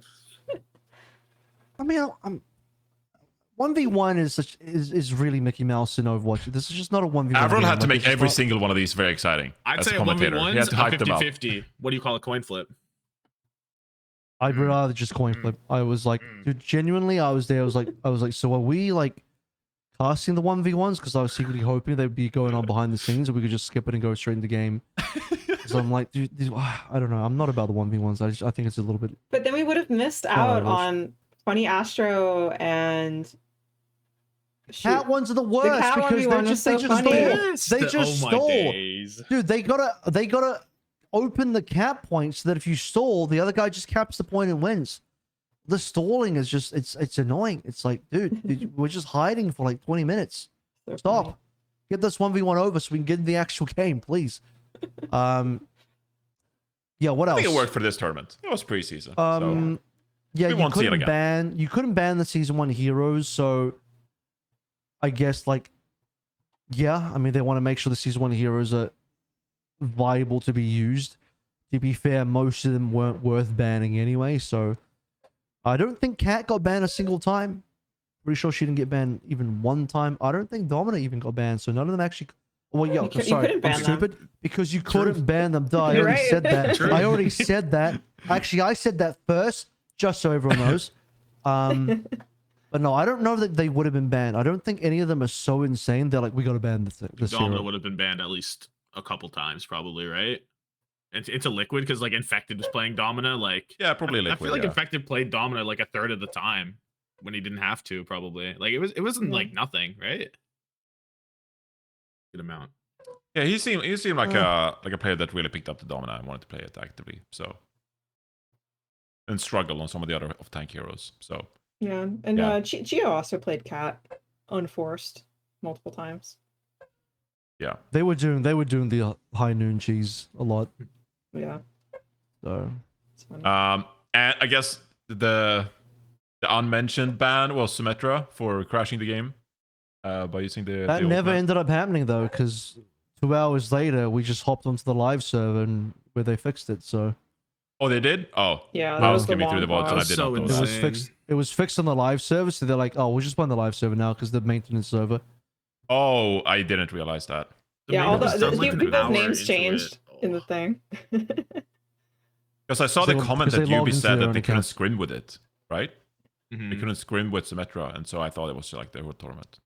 Apparently Falcons didn't care. They were scrimming with Symmetra apparently. So whatever. Yeah. Apparently, Falcons didn't crash the servers when they were scrimming then, because I don't know. It seemed like TM knew about the bug, but who knows? Yeah. All right. Well, Twisted Minds, they ended up winning. And I gotta say, 4-1, but a really fun finals. A lot of really fun moments, clutch highlights, Ajaxes. It was a roller coaster ride this entire series. And so, yeah, I guess just a really fun grand finals to like kind of close out the event. And Twisted Minds win, handily beating Crazy Raccoon here. Were Twisted Minds the favorite for you guys going into the tournaments? Did you see them winning this one? Top 2 at least. Top 2 at least for me. I don't remember who I predded at the start, but I predded them for the final day. But that's like Mickey Mouse because like we already saw them. But yeah, top 2 was probably figured. Oh yeah, Here it this- is. Too funny. I know Avril wasn't like the biggest fan of this, so I thought this was so I funny. I was like, dude, This is he's kinda just cringe, stalling. yeah. We're gonna be here forever. No, I just the funny part to me, honestly, was just that Charong was like the paranoia. It's like, where is this guy? He's just like looking everywhere. It's funny. Well, you don't want to get dominated in the 1-on-1, but I mean, he did anyway. Like when he finally had to go to point. So No. schizophrenic. Like Yeah. insane behavior actually. I agree that So the yeah, I Peps are mean, pointing to open though.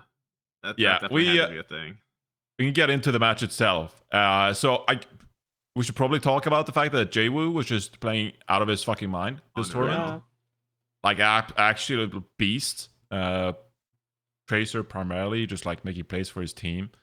I thought Heesang did like a good job as well. Like, but Jaewoo was just like overpowering at times. It was crazy how he just got kills after kills every single team fight. So this In looks the to be a fin- scary Twisted Minds team. Yeah, in the finals for sure. I feel like throughout the tournament he was good, but not.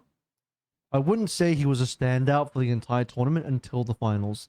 Because you get to the finals, it's like, oh, he's really rescuing moments now. He's really stealing the show now. He's really able to like turn fights that were looking pretty lost for TM at moments, and particularly on that Trace was just doing so much. His Vendetta was fine, probably not the best Vendetta of the event, but he didn't need to be because I don't think Heesang was really doing a lot on that hero either. Neither of these teams were like big Vendetta teams, so it's whatever. Very. I mean, when you look at some of these maps, none of the new heroes were playing very standard, normal, pro level Overwatch, even with the, you know, stuff like the Kiri bans. Okay, we bring the Wu Young out and stuff like that. So Trace, Sojin, this is just normal Overwatch again. What I like, I enjoy that. Yeah, it's hard to say. Like, you know, obviously the diva. I don't know if you could call Crazy Raccoons a diva team, but Max was playing a ton, right? So take that as you will. But He like, had we to. basically end up with a diva. We're in an choosing off me. tank meta. You're in an off tank meta. He's got to play. Exactly. But diva, I mean, diva just looks good. Like, despite the fact that she gets like the worst tank perk, you know, or passive, I guess, not perk. Oh, I forgot about that. Honestly, I don't think I noticed it a single time. I don't think it's very relevant on this on any of them. Maybe. But yeah. So I think this is like pretty important for TM, I guess, like in the narrative. For sure. Because, you know, you have like the copers and the seethers that are like, oh, you know, they're just here because Sim is broken and Diva's broken. And I mean, they won their Diva ban map. They didn't play Sim a single time. People, the haters will say they're a Sim one trick team. Well, they didn't play a single 1 second. I said this is the cause. Not 1 second of Sim played yet. Are they a Diva one trick team? Well, they won the maps where it was Domina, no Diva required. They won with Zarya as well. He was balling. I didn't know he could do that. And even. he is he oh yeah, even the had emergency ball. Yeah, he won with the emergency ball. He's the player of the tournament. He's my MVP for the whole tournament, easily. For sure. And by the way, the other TM Cobras. Oh, this is just the Quartz carry. This is Quartz and friends. Quartz is honestly, except for the finals where he started to heat up, this is probably the worst Quartz tournament. No slander towards him. This is the quietest Quartz tournament because the other two matches, he was quiet, man. He was not all that. Finals, he heated up. That's the Quartz that we remember in the finals. So when it matters, he got there. But when Quartz was quiet, TVNT stole the show entirely, which is wild to me. Yeah, so, just randomly killing 2 or 3 people, like top of the list.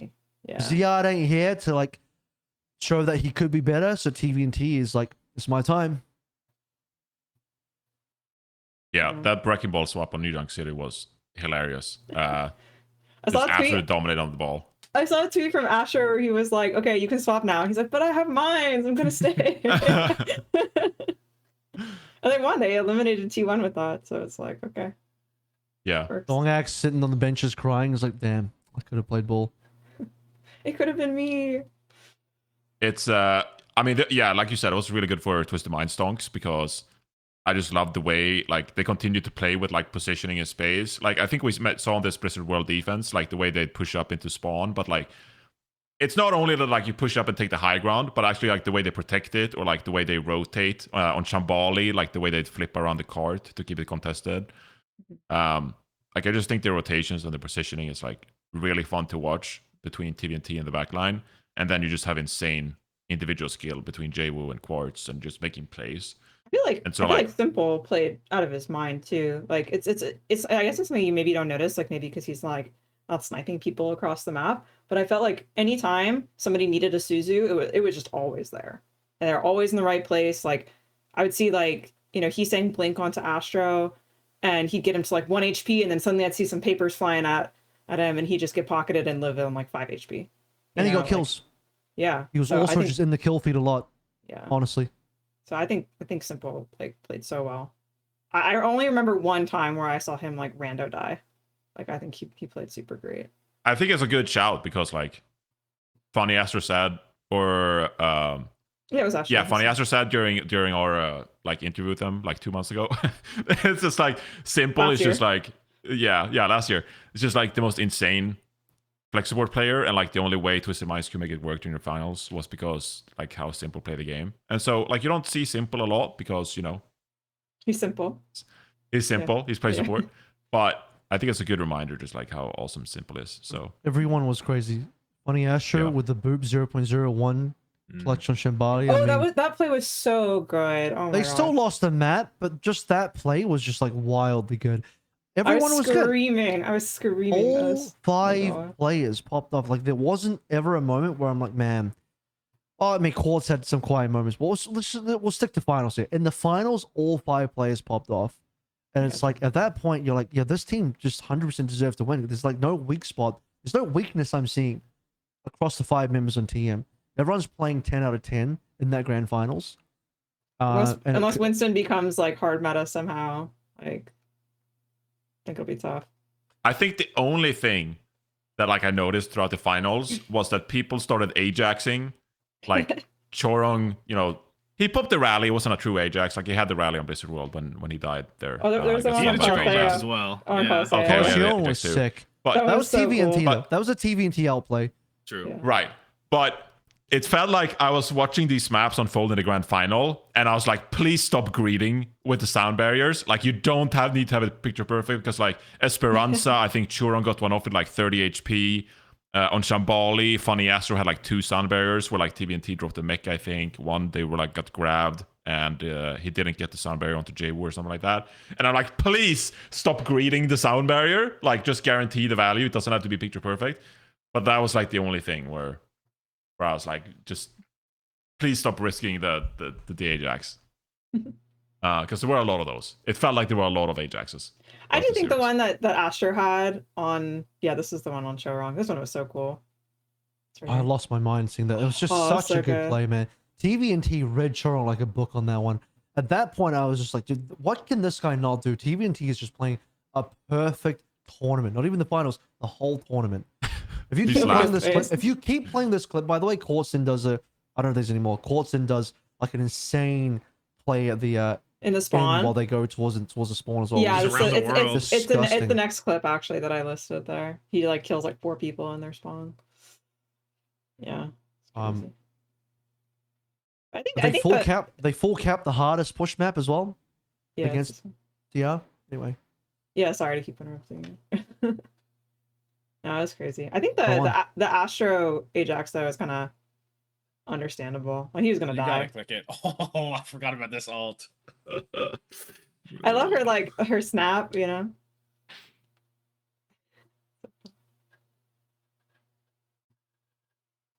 You know, he just we're kills gonna watch everybody this here. one. We're gonna react. to Yeah, this we're one live dialed. We're again. dialed into this. Jonathan didn't hear my call on the cast for this one because he doesn't watch the English broadcast. That's fine. What was your call? Was it insane? Was it Are you screaming? sensational? Oh, you watch the VOD, man. You'll find out. You'll find out. That's why your voice is gone. All right. So I think they played really well. You want to talk about the Korea game then? You can just like. Talk I don't know about some how, of the but I got highlights. muted. Yeah, I tried to talk while muted. It Oh, was- I want to also say Yubi during the 45-minute pause between Twisted and Liquid must have had a generational pep talk because the game turned on its head completely. Did Like, anyone must- find out what must have said happened with something. that? Because I was asking around, and I heard some people say it was a tech issue, and other people saying it was a ban issue because there was the no ban. The best story that makes the most sense that I am aware of is they weren't aware of when you were supposed to submit the ban, Oh yeah. and so they submitted the ban late, and Wait, was it WTG are like, different? you have submitted the ban late, and they're like, wait, what? And so they contested that because they contested the ruling of it, and they had to then sort through the contesting of the ruling, and obviously they lost the contesting of the ruling, and then they had to forfeit a ban because they violated the rules for submitting late, and that was the whole situation there. I see. They won really, really well, really Yeah. hard. They won a map where they didn't have a ban, so you know, I guess that's really good. Yeah. I wanted to mention about Jwoo. He got benched on VP. Communication wasn't good enough, and so instead we saw Well, you know, okay, to Kevzer, be fair, Shockwave. people are really like getting on that, guys. Okay, well now you've interrupted me, and now I'm gonna look bad for not even getting to finish what I was about to say about how we always giga glaze Jwoo. We always glazed Jwoo last year. We always. Avril jumped off. Don't gone. care. He's gone. Don't care. You hurt his I'm not gonna. feelings. Say sorry. I'm not gonna Go, have this guy go, make me go, look go, bad. go, But- go, 'cause go. because I wanted to say that even though Jwoo, yes, didn't always get playtime, we always glazed Jwoo. We always said that this guy is super sick. Mechanical skill was insane. Always popped off. And so I don't think it's a big surprise that Jwoo looks in for Twisted Minds and like looks this good as well. And so Virtus Pro circumstance, it was a bit unique. They had 3 really good damage players, but in isolation, we already knew that Jwoo was capable of these kind of It was performances. a sim meta. It was a sim meta, and you need to be able to calm on sim, and Jwoo couldn't do it. That's all it was. That's true too. It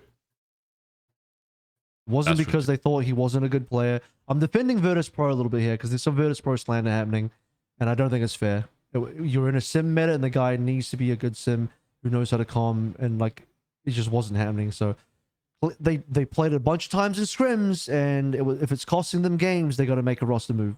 That's what they did. So everybody wins, hopefully. Except Virtus Pro, they haven't won Well, yet. VP but- still didn't win, but Yeah. Yeah, but maybe they will win. You know, TBD. We'll see. But I just want a happy ending because now it feels bad. All right, Crazy Raccoon then. Vigilante in the mix instead of Shu. Did you notice a difference? How Yep. do you feel about Yeah. Crazy You're Raccoon's gonna chances notice this a year difference. without Shu? Yep. you're gonna notice a difference when the best Shu is a support in the hyper world isn't carry playing. on Yeah. flex support. No disrespect to Vigi because he's good, Yeah. but there are moments where I remember I'm looking at Crazy Crew and I'm like, bro, there are some clutch moments that if Shu was there, he might have been able to turn something. He would have gotten a kill somewhere, done something absolutely crazy, had the sickest sleep you've ever seen. Vigi still has some good moments, but Shu is just something generational about what he does on his characters that I don't see on any other flex support. I just don't. Do you think they can still be like a top contender? Like I know they beat Falcons in this preseason tournament, but like, do you think less of Crazy Raccoon for the rest of the year? Less I in think Korea less or of- like Yeah, I think less of them probably. I mean, they lost the best support player in the world. They lose like you can't. Now they might gain something as well, but I think you have to think that Crazy Raccoon are not going to hit their prime. We're not going to see prime Crazy Raccoon again. I don't think. You know, they were like at their peak. They were potentially one of the most dominant Overwatch teams, like up there with Shanghai, right? That's where Yeah. they were, and they're not getting back there. I don't think so. I think To be this fair, might be if the they best, couldn't but- win a world championship with Shu, I mean, they had every opportunity to win a world championship. They right? didn't. Well, like when it wasn't these team heavy metas, like that became the meme, right? That Team Falcons are better than like the brawl compositions, right? Like Crazy Raccoons in their preferred metas, like they were just the better team, right? Like they were so individually skilled. Such an amazing team. So they still excelled at their preferred meta. Talking about losing some of your best players, Team Falcons, they in the semifinals, and now without Stalker, picking up Checkmate instead, and Junkbuck is on the coaching staff. It did take an L here to Crazy Raccoon, but it is a preseason tournament, so I guess we shouldn't read too much into it. Yeah, I think it's one of those situations where it's like if you win, like that's awesome, you're the GOAT. But if you lose, you can just say, "Oh, it's Mickey Mouse." Single limb. We have That's to what I'm play trying to do all as the a new host. characters, whatever. You know, I think it's Right. hard to make any conclusions if somebody did poorly. You know, because it's like, unlucky. Go next. Maybe you'll do better in the season. So I don't know. I mean, they did seem worse, I guess. But they still went to a map 5 versus Crazy Raccoons, so I mean, if you think that losing Shu affected Crazy Raccoon, then I think this team is gonna suffer from losing. I think they're Yeah. cooked. Stalker. Yeah. I think they're cooked. Low-key. Cooked! I think they're cooked. tell you what. Low-key. Completely cooked. I'll Yeah. tell you what, if the rumors are true and Shu is going somewhere and Proper is going the same place, They're cooked low-key. ooh, Right? there could be a new top team in Korea, maybe, possibly, maybe, because you have two of the biggest hard carries in their respective roles ever. No disrespect to Checkmate, but there were some moments there where like Proper could have turned that 1v5. I don't know. Like, you know what I'm saying? Like, I've seen Proper do some wild shit where he maybe could have turned that around. But Falcons, low-key not gonna miss a LAN. I think they're gonna miss a LAN. That's where I'm at right now. Oh shit! dude, they nearly missed the land last year with They Proper. did. They did. I think they're gonna miss a LAN. Like they're not safe. They are not safe. Ugh. Does roster lock open after this tournament? Like, can Yeah, people this isn't the finalized roster. Yeah, I was gonna say they can shuffle stuff. Well, isn't the rumor that CR are gonna announce Stalker? Can you Yeah. think that this tournament? That's the rumor. Yeah. Is it And then crazy? I don't know that- what is he's it- saying's cooked when Stalker's picked up. I don't see a I- reason. is it crazy that I don't think getting Stalker Oh, this makes is up for the fun. loss of Shu? Oh, it doesn't. It doesn't. No, you're 100% correct. The gap between I don't know about that actually. I think he's just different. He's just built different. But the gap between Shu Vigi and the gap between Stalker he's saying, I actually don't know which is bigger. I know it's that I Shu think about Vigi. it. That's I was the gonna that's say a much it's larger Shu gap. Vigi. It's definitely Shu Vigi is the bigger gap. But when he's Like- saying like is off his game, and sometimes you see a series where he's saying does literally nothing. You know what I mean? That's usually because like he's up against like a Proper who's Stalker, just, like, perhaps someone like styling Stalker. on his- he's Mm. Proper also he's up against someone like that and just he's getting styled on. But like he's saying is like weirdly underrated because people Kinda will true. like It's- hyperfixate on his like moments where he does get kind of dominated a little bit. But when he's stable and playing good, like honestly, he played a good final. This is a good final from Heesang. A reasonably good tournament overall, but a really Fine. good final from Heesang. Yeah, it's fine. But just wasn't as a team for Crazy Raccoon good enough to get them across the line to do Okay. as much against Twisted Minds. This is kind of toxic, but when Falcons and Crazy Raccoon had those big head-to-heads all the time, out of Stalker, Proper, Lip, and Heesang was the fourth best damage player For sure. among those. No. He was the fifth best behind Shu. Well, all right. Well, I think it. Shu really helped Crazy Raccoon too because he just fit that playstyle, right? Like this Yeah. guy we can just He put was him the on Ana and he playstyle, just you know? pops off, right? Like Fielder is better with Falcons and Shu was better with Crazy Raccoon. That's why it was so iconic, right? Because they had I different think- playstyles. I think Shu was the second most important player after Lip on that team. I think Jundin sometimes, but overall, I would agree. Depends on the meta. But yeah, Shu is like he's like a franchise altering player. You know, it cannot be got so much aura. undervalued. You know, He's a guy that you really just can't replace. yeah. Yeah. Like, I'm interested to see. I mean, there'll be some roster adjustments probably, but I'm interested to see how people will like adjust as the meta evolves. Mm-hmm.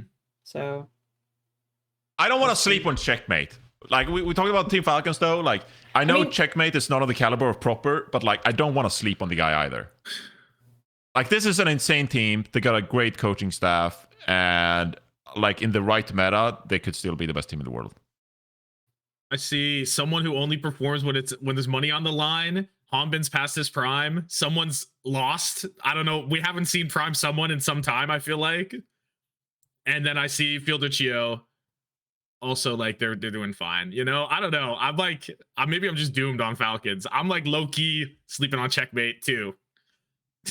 I don't know. I'm only. I don't know. sleeping on- Maybe getting okay. Oh, well, I was about to like say some insane shit right there. But Go on, please do. I was. No, I can't say it. I literally can't say it. He's It's about that to drop. cursed. He's about It's- to it's- drop the void comment 2.0. This is what's about to happen. I was not about to say anything, but I think Checkmate fits Falcon's system. Like he fits this He's roster a like really well. system I think it's player. going to be really well integrated. System And you know, player. we already saw like what Checkmate like the contributions that he brought on like a hero like Sim last year, like he's an insane player still. So yeah, he doesn't have the same pop-off Yeah. moments as Just like say Proper or it. whatever. He's a silly hero specialist. Just say it. That's the truth. The heroes. Because he can't carry on the hyper carry roles like Stalker and Proper could, but he can play the Symmetra and the Mei to a really exceptional degree. We can be I mean, honest. they have Junkbuck now, and Yeah. like And Junkbuck is introducing Sim Slop the career. We see it. exactly, yeah. I see it. So you just nerf Vendetta and bring Sim back. That'd be great. Junkbuck is the goat.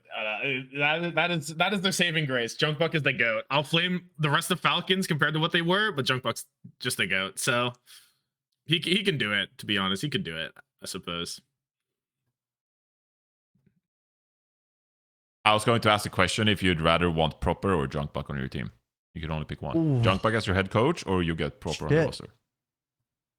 With everything else is the same as it is right now. I mean, it's a hypothetical team. It's not like Falcons or Crazy Raccoon or whatever, but like hypothetical team. Are you drafting Proper first, or you drafting Junkbuck to your roster first? Oh, like we're building teams from scratch. Who am I We're drafting? Okay, yeah, we're building a team from scratch. This hate this first idea overall has pick. evolved now. I don't have first overall pick because first overall pick is Shu. I have second overall pick. Am I drafting Junkbuck or Proper? Low key. Yeah. I might draft. No, I might go Junkbuck. I could see it. I could see it. I would low key, I think, do the same. Maybe.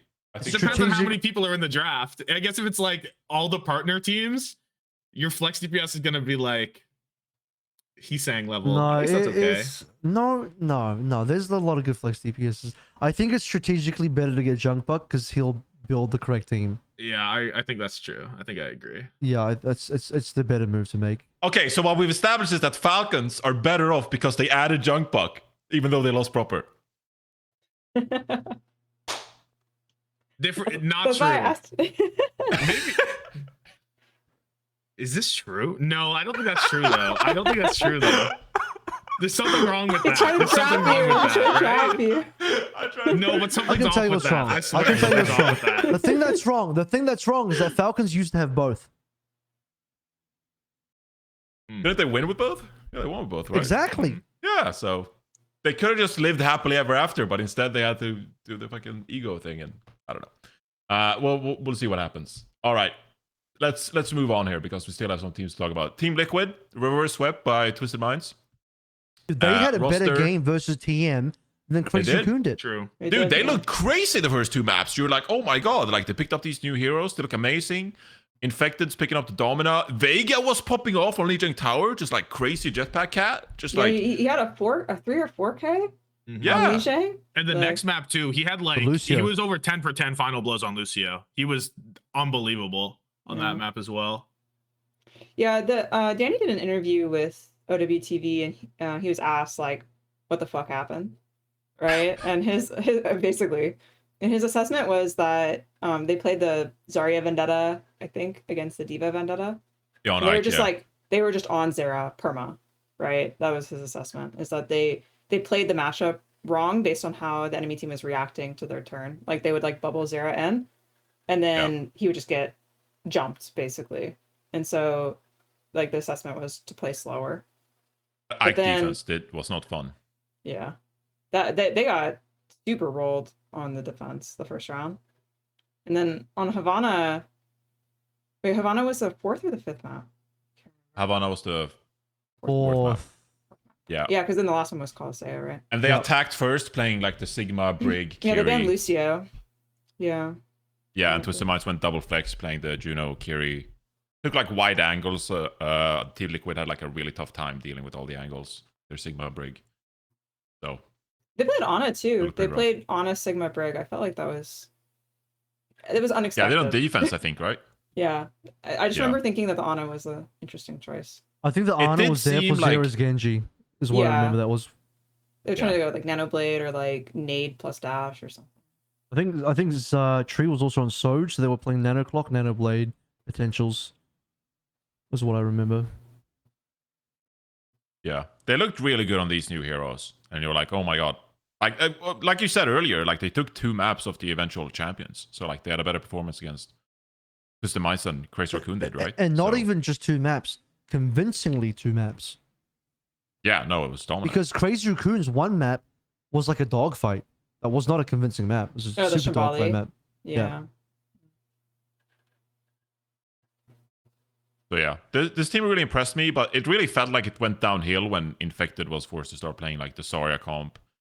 And then Well- he played Diva as well. And like, no, I'm not singling him out as like the reason, but I'm saying like they looked way more comfortable on the compositions you'd expect them to look comfortable on. It But went as soon as they were downhill. forced to flex a little bit, like the Zarya Ven, like that's just not Liquid style. Like they didn't look as comfortable on that. It went downhill as soon as you got past the government mandated Season 1 Hero Map 1 and then the Diva Ban Map 2 and then TVNT played Diva Map 3. That's when it went downhill for Team Liquid because TVNT got to play Diva again. Okay, well, you can still give credit to Liquid for winning those two maps. Like that was the I mean, they also, but okay, but then the last map was a Domina mirror, and they still lost that one. So it's not even the Diva unlock. The Diva unlock, it was definitely also Yeah, no, Diva I'm not unlock saying it's because, like, not, but it wasn't the that's whole the thing. turnaround. Yeah. The turnaround was like massively from TVNT, getting back on the Diva, hard carrying the third map, because Tree was beating Quartz in that battle as well. Quartz was not having a good time versus Tree, but having TVNT on Diva, finally being able to shut down Tree. Tomathan would have heard this if he listened to the broadcast. Got Tree down, and then that gap that Tree hit on Quartz, that closed because now Tree was constantly under pressure from TVNT and lost. Yeah. I think they also, there was a comment in the same interview where Danny was saying like they have a very like specific play style, Twisted, where they seem like they just want to like blow up Infected as fast as possible, right? And that like should in theory like free up Tree to do more. But if like Tree just like can't play the game anymore, like the DPS can't do stuff, then it's just like suddenly it's a lot harder. Can we go to the first fight on Eichenwald of Twisted Mind's attack? First A point, Twisted Mind's attack on Eichenwald. This is exactly what I'm talking about. This one moment is a perfect encapsulation of the turnaround in my mind. You'll see what happens here. Watch where TVNT comes from.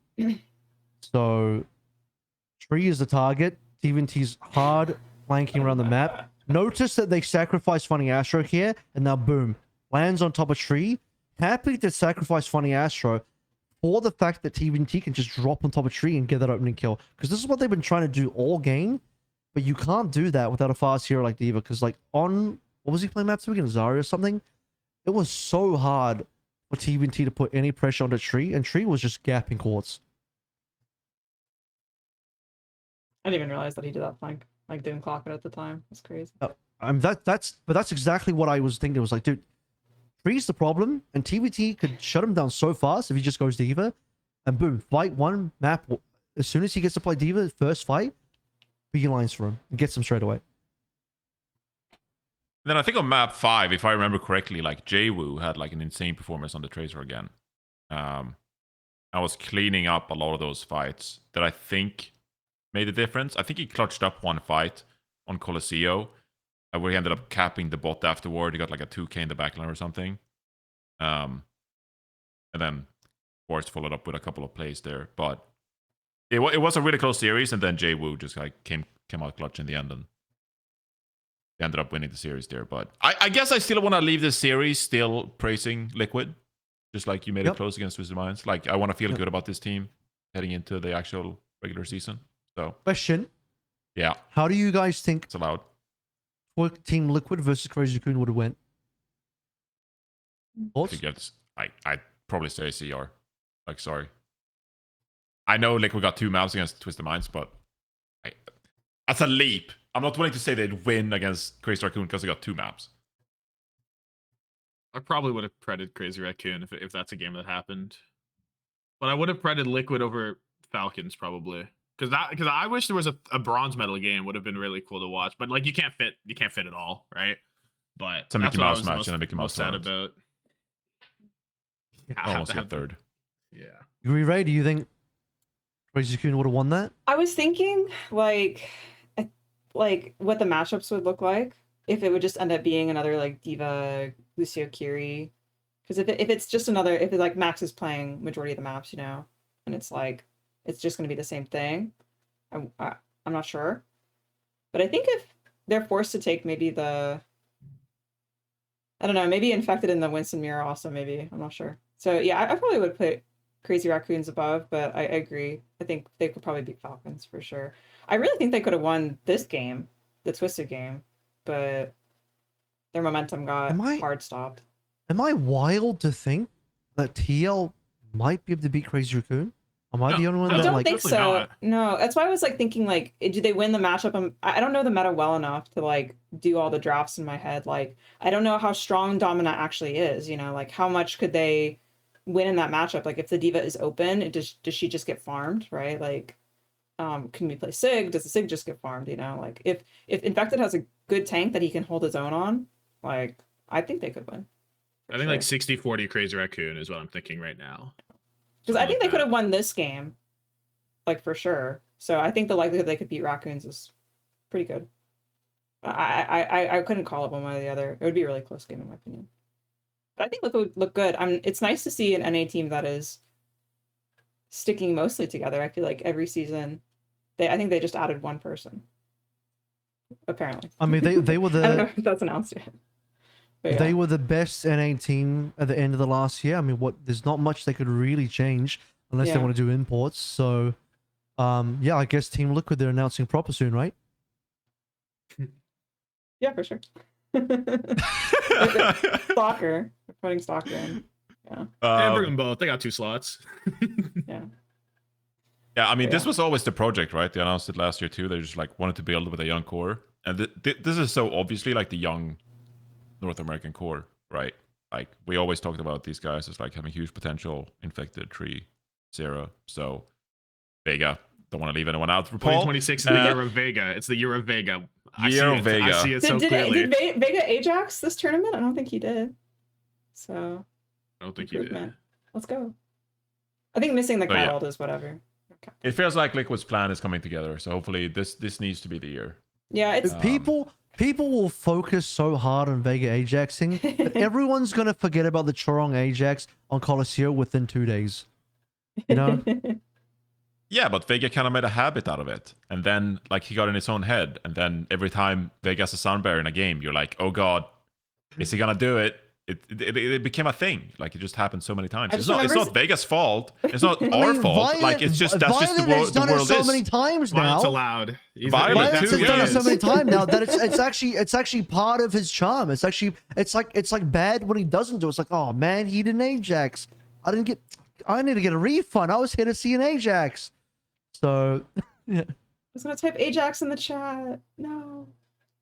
Yeah. Just It becomes to like balance a- things out, Vega Yeah. did beat a Vendetta ult, and Oh. 3 of his team died. Yeah, so no, I remember- yeah, just to now you balance said- things. But I say 2026, year of Vega. I Year believe of it. Vega. Someone leave a pinned comment. Year of Vega. We'll go back and revisit it in a year and see how Vega did this year.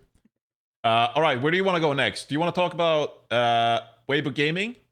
Going map 5 against Oh Falcons? boy, do I want to talk about Weibo Gaming. Yeah, how excited are you about Lee So Min and Maka? Honestly, very, because I I agree. wasn't feeling the support, like particularly Mew. Dude, they had to get rid of that guy. I would have liked for them to even get Lengsa back, but I know the problem is there's no more Chinese supports they can possibly get. I don't know what the situation with Monk was. I feel like Monk is still okay, but clearly he's past his prime, because the best we've seen out of Monk was 2023 on Spark and the World Cup. Since then, he's Nothing. definitely not been on the same level, so he's fallen off. And there are no upgrades in China on the support side. Stealing Billy Ding from CC, brilliant move. Huge. Such a good player, up and coming, stable as well. Insane is a bit overrated because he's another one of those new guys coming through from China, but just hasn't really delivered any results. Billy Ding's the complete opposite. Continues to deliver results.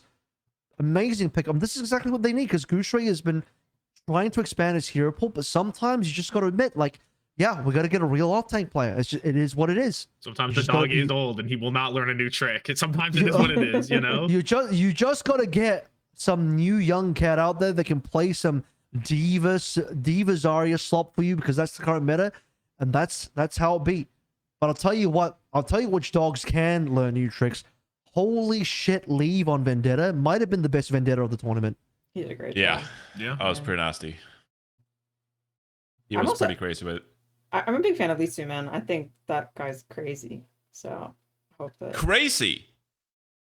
not raccoons. Yes, I think he's good. I think No, he's really but good. okay. He's good. I Okay, think- people are gonna slander him for that Esperanza Ajax until the end of time, His even though we mechanics are deleted really that map. good. His Even though we mechanics are deleted really that map and restarted It due remains to the forever in 2-hour our break, mind. but everyone's gonna remember it because it's the exact same place that Mew Ajax and Champions Clash.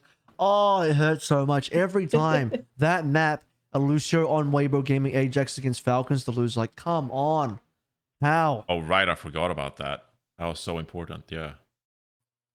That was the Um, moment I knew that Mew needed to get off the team. I was just like, like who's- these I just who's like gonna these lead, dude? flexible support players, you know, like they're like jack of all trades kind of, Not master of none kind of thing, but like they're really flexible and they like add that to the team, you know, like where you can play, you know, the double flex support, or you can play with, you know, main support or whatever. I like that in a support player. So At least Sumin hit the only memorable Mizuki play when he rooted.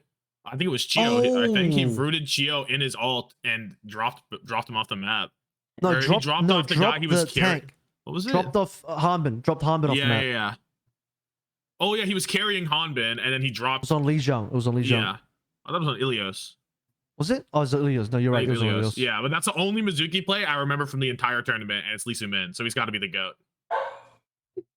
you need a Mizuki meta for Lisa, man. By the way, I have a fun fact that I'll maybe Solomon can pull up here. This is from the manager, I believe, of Weibo Gaming, with some behind the scenes little knowledge dumps in here. So Lee Sumin and Marker have been practicing their Chinese and their little post-it notes Aww. underneath the monitors with all of like the translations and all the comms in Chinese in Hangul. And in Holy the tweet as shit. well, Kojita was saying that Lee Sumin has been practicing Chinese on Duolingo like every day, so they're trying Oh, that's really so hard to learn cute. Chinese for the team, which I thought was amazing. That's actually commitment. That My is heart- for the my love of heart the is game so right there. warm. That's so cute. I like these plays. I like the sport because these guys were solid in Wei. Wei was a really good team in Korea Mhm. last year, and they've been picked apart for pieces. But you know, good on the players that found new homes because their players were great, man. You got Jasmine on this team, Sonjin out of the team. Sonjin, by the way, who looks insane. Mark and Lee Sumin, I still think are very good players. Marker has had some unbelievable moments, and I think Lee Sumin's super underrated as well. And Weibo needed an upgrade. These guys needed a new home. It's a perfect match. Maka has the Gunba stamp of approval, which to me means a lot, even though that guy's been out for a couple of years, and everyone has their favorite Soul Dynasty main support player. So, yeah. Dude, I It's a forgot backline Lee built for Sumin was on Soul Dynasty. I Dude, totally forgot. Soul Dynasty got crazy with it after like 2020. They had, Sumin you know, wasn't even amazing. Vindime, He was- Creative. He Yeah, was had a all flex the boys. support. Back then, he was a flex support, by the way. He And role then swapped. Profit was like, I'm gonna play Kiriko in fucking 2020 playoffs. Like, Sonjin was even in Soul Dynasty. Sonjin was True. there for Profit's little vacation. Profit went on vacation for like a month, and Sonjin got signed for a month to play. So, yeah, look at that history. they were all over the place. I love it. Good to see Leave doing stuff though, because me and Avril, we were really doomer like 6 months ago. We were like, this is the end of once again. This is the end of Weibo Gaming. But it's good to see that the damage players still have the they still have the juice. Like they're still popping off. And so as long as they have Shy and Lee popping off, like they can compete with some of the best teams. They were so And for- close to beating Falcons yet again. For a fresh team, I don't even know how long this Weibo squad's been together. With Lee Sumin and Marker, who can't fully comm with the team yet. As I said, that can't talk to his teammates. Yeah. And like Leave has basically never played on a mixed team before. Shy and Gushui have on Spark way back in the day, years ago. Billy Ding.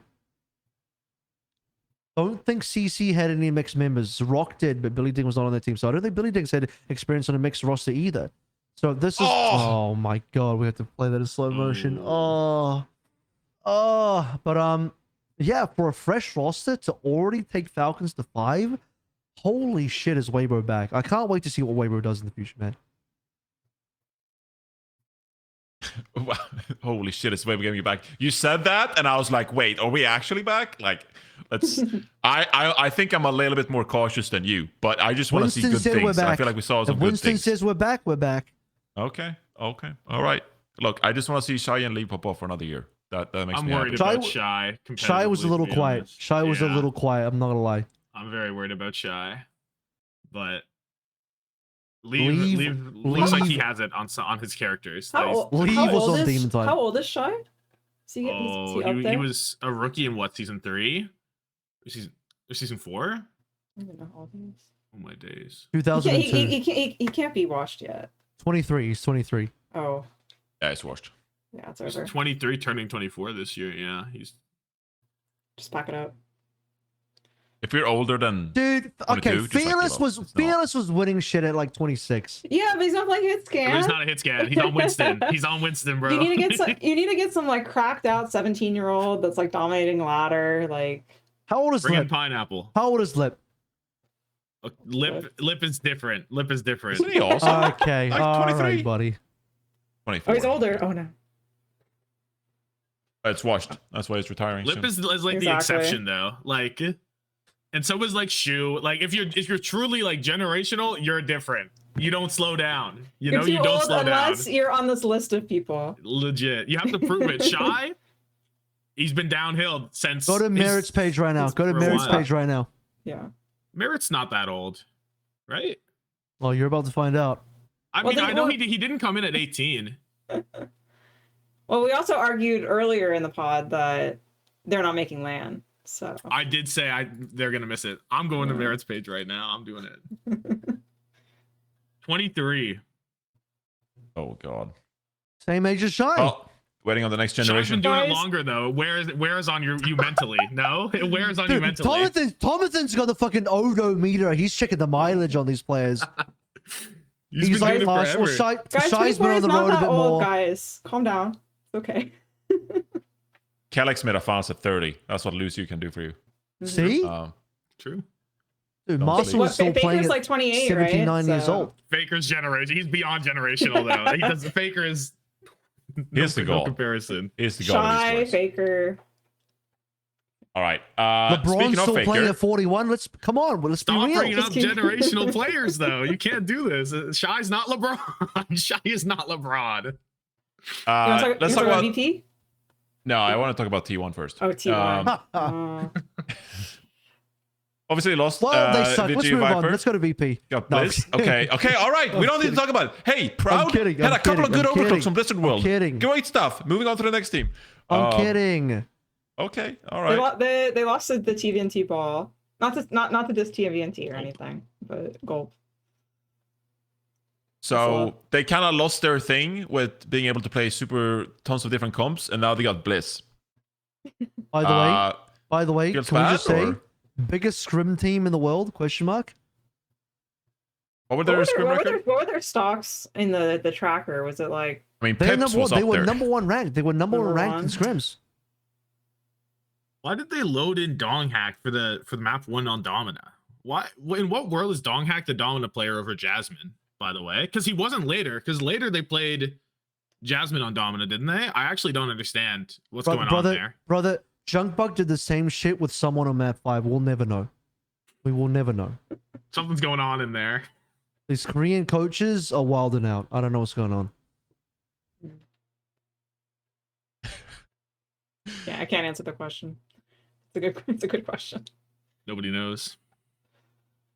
I feel Proud of like the good- we give Rush a lot of credit. We're also, oh, Rush is going to figure out T1. But there's still... Every tournament, you're like, ah. Wait, hang on. Dongak played versus Dallas, right? Didn't he win his map? Probably. Dongak won his map, didn't he? That wasn't even the problem. Okay, but TVNT hard dapped him on Domina later. But I guess that's TVNT. What he's Wait, supposed no. to do. Dongak didn't play in the Twisted Mind series. I swear Dongak he did played map map. 1. That's versus Dallas. There's 2 map 1s, bro. One for each series. I swear. I Let swear. me see. Dongak won his map 1. Jasmine played map 1 versus Twisted. Fact check this man right now. I don't know, so I can't speak to it. Yeah, Donghak Sin versus Dallas. Okay. I'm scrolling. All right, while you figure that out, let me just ask this question. Lost Vigilante, added Bliss. We feel worse about T1 going into this year, right? We feel worse about T1. Thumbs down. They were so close. We felt like Esports World Cup, like, oh, talented team. You know, they could maybe do it in the playoffs. Go into the World Finals. They get reverse swept by Twisted Minds. And you're like, man, this young team can't get across the hurdle. And now they got Bliss on their team. Bliss is fine. Donghak played in both map ones, by the way. Boom. Yeah. Boom. Wait a minute. I'm Donghak's biggest believer. I know when he does wrong. Russia's Bro's out cooking. here talking about wrong hack.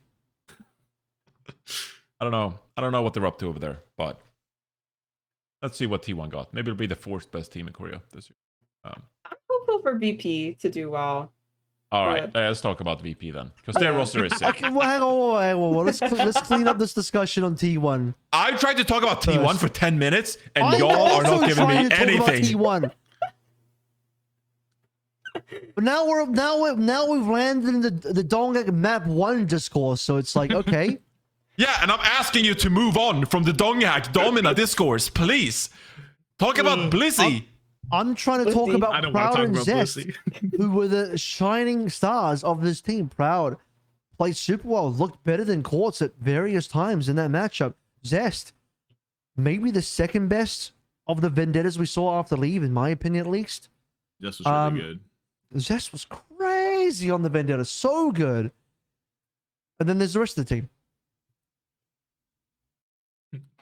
I think Proud needs to find like he needs to step up when it really like Proud is not. He's been really good. He's been phenomenal, and then he doesn't actually win. You know what I mean? I need him He's to. not a problem. You want him to He's carry? not You the want him to problem. carry more? He's not the problem, but I need him to take the next step because he's supposed to be the one. You know, he's supposed to be the next big hit scan out of Korea. He needs no? to take over. Yeah, he needs. You got to take over. You're Proud. You know. I think he played on average in that series better than Quartz. I agree. I mean, what else can we do here? Like he did He better can than do more Quartz. though. I believe he can do more. This is not peak Proud. Hit scan is just a streaky role. I mean, True. Yeah, But but I I mean, feel they like have a still you streak. say that, but then you see like Quartz and Lip, like they're fucking delivering every single tournament. Labda. no, they're not, Locked dude. in. We literally We just see said this is Quartz. Quartz Okay, worst We tournament. literally All right, just said okay, that Quartz but had his worst 2020, tournament. 2025, the bro was sick throughout. Yeah, Like they yeah. were insane throughout. All right. So I think it's reasonable if you see 3-4 other incredible hit scan players deliver consistently like that, and then you see Lip just like lock in on Suravasa, like Lip gets angry. Like I fucking love that meme, by the way. It's like down on the iceberg, I know, but I love Lip looking in for Suravasa. And so I think you can expect the same from Proud. I think that's reasonable. But the thing is that Hitscan is just such a team dependent role. Like not to give all of them the cope and the cop outs, you know, but it's just like, you know, Overwatch is I a team can- game. You're correct. Yeah, well, oh, thanks. No, I mean, it's just like, you know, I can take the same position and hit just as many shots as Quartz on the angle, you know, but if my Kiriko randomly dies or wastes Suzu, like I'm fucked, you know, like, or I don't have TVNT matrixing me, you know, like it's different, you know. So that's always my cope for hit scans. I feel like if you have good mechanics on hit scan and you have the vision of the positions that you need to play, like your game, depending on who your teammates are, right, should be like, I'm in hell, it's World War III, or I'm on a nice stroll on the beach and it's, you know, 72 degrees Fahrenheit, you know, everything should be chill, you know. So I feel like that's like the difference. You can literally be Treat, gapping Quartz, and then TVNT locks the Diva, and now he's flying in your face 24/7, and you can't play the game. Yep. True. That being talked said, to- Proud needs to step it up because if he Fact. he just needs to carry. If Proud were picked up by Falcons tomorrow, Does he replace Merit? Or are we still like, oh, In the regular this season, is- yes. At land, no. Probably. When there's money on the line. they got complementing play styles. One of them performs in a regular season, and the other It's one true. only when it That's matters. true. Maybe that's double hit scan team. Yeah, why not? All right, let's talk about VP then. Really exciting team. I still want this You team know? to do well. I still want them to do well. They lost Jwoo, they lost Vistola, Shockwave, Gala, but they added Psycho and Landon. So they still have, Ice, Kevster, Fixa as well. Don't want to replicate the Eichenwalde performances, but still a really good team. Johnny, give me your best Kevster hit scan cope. Go. Best Kevster hit scan cope. And don't mention a year before 2020. Like, don't mention anything before Overwatch 2. Like, why do I have to cope about this? Kevster is one of the best players in the world. Because there it is. He just did it. Like, look at proper. Like, no, we don't have to. We don't have to cope about proper. We don't have to cope about proper swapping from Flex into like playing fucking Sojourn. We're just like, yeah, proper. Of course, he can play Sojourn. Like he's the fucking goat. Okay. I'm just so saying, yeah. like- On one match, we can look at proper just dominating on the Genji, and we're perfectly fine. We just accept the world where this guy's also able to play the Sojourn at a really high level. So why do we 10 have to out make of 10. excuses for Kevster? Why can't 10 we out of expect 10. Kevster to pop off the Genji and then swap over to the Sojourn and just replicate that most dominant performances? He is not the GOAT, but he's almost the GOAT. So I think that's reasonable to just expect could argue the Kevster to pop Western off in GOAT. the hit scan role too. The He's the only way Western that goat. the only way that could have maybe been not. better I don't know. is if Johnny did all of that in Swedish. That's the only way that could have been better. No, that's good. Thank you. Why do we have to make up like arguments for Kevster being good at hit scan? Like he just is. He like exists. Like Was it's just he, a though? fact of reality. It is Was he, physics. though? Like we just accept it that it's going to be a thing that's going to pop off in this role. There's he, no though? need to make arguments. Was he though? Guys, was he though? Why are you worried? There's no reason to be worried. I wasn't convinced. Maybe I'm knee jerking off of one VP series, but I wasn't that convinced. I'm not convinced either. I don't know. I don't think Kevster This is some on Earth his is scan flat here shit right here. Like it's is just gonna be you, better. you I are think Shockwave perceiving last the season world. is Like, gonna be better no. than Kevster this season. That's what I don't think he's gonna have a better season than Shockwave did last season. That's where I'm at with Kevster. I don't know what to say. Like I don't have any arguments. What if Kevster doesn't make LAN again, even though he just made LAN, but outside of bootcamp? What if he doesn't make LAN again? Oh shit. Oh That'd be no, Kevster, please. He's gonna be fine. It's not his fault they missed LAN. Okay, like he's No, gonna it's be not. great in his If they miss, if Kevster doesn't make a land this year, is it his fault? No. What point? When is it his fault? It's never the DPS's fault. It's always somebody else's fault. Oh my god. Unless you're proper, in which case you can go 30 for 0, and then someone else in your team throws hard on map 7, and then the fan base blames only you. That's the only difference. How about we wait for the tournaments to take place, we review the replay codes, and then we can determine whether Kevster performed fault. poorly and he's responsible, or if it's not his fault, the way he didn't qualify for LANs. Okay, So and I think so it's far we can determine that it's not his fault. It's not Kevster's fault. He's been missing LANs. I feel like it's one of those things where no matter the outcome, it just makes sense. I don't know if that hits or not. Like it's like if he does amazingly well, and it's just like, oh well, he's the GOAT. He's one of the best DPS players of the West. Of course that he's going to do well. But if he kind of like it doesn't do well, and he's like missing shots, or he doesn't take the right position, or he's just shooting the tank all the time, you're like, that's okay. He's a flex DPS player. He plays Tracer. Like I don't know. It can go either way in my opinion. Because in a perfect world, Exodia's agent doesn't fuck him over. VP get Exodial, Kevster plays flex DPS. Profit? And I'm not talking about the player. I heard Exodial went Marvel. Is that true? Well, he That's was what I'm gonna say. LFT for both games, but he was too expensive for the Overwatch rosters apparently. But you know what I'm saying? Like, if you get like a really like, oh, this guy on hit scan is chef's kiss, you know what I'm saying? And then you have Kevster on flex DPS, oh, chef's kiss again. You want a prediction? Boom, You want a VP? prediction? Yes. Of what? By the end of this year, we'll be talking about Kevster as a better hit scan player than Proud. Mark my words. Okay. There we go. That should be the pin comment. That's actually should be the pin comment. There we go. That's a crazy statement. That's a crazy statement. You know what? That's a 2-for-1. That's a 2-for-1 that is both Kevster Cope and Proud Slander all in one. Exactly. That's a really good one. Yeah. That's what you're getting, because both of you, Avril, Tomathan, just like the way you glaze Proud, and all I've been seeing in these tournaments is T1 bomb out. It's not Proud's fault. Like it's not his fault. Okay? I said he needs to It's step not up. Kevster's fault either. Like Yeah, I'm the one who coped.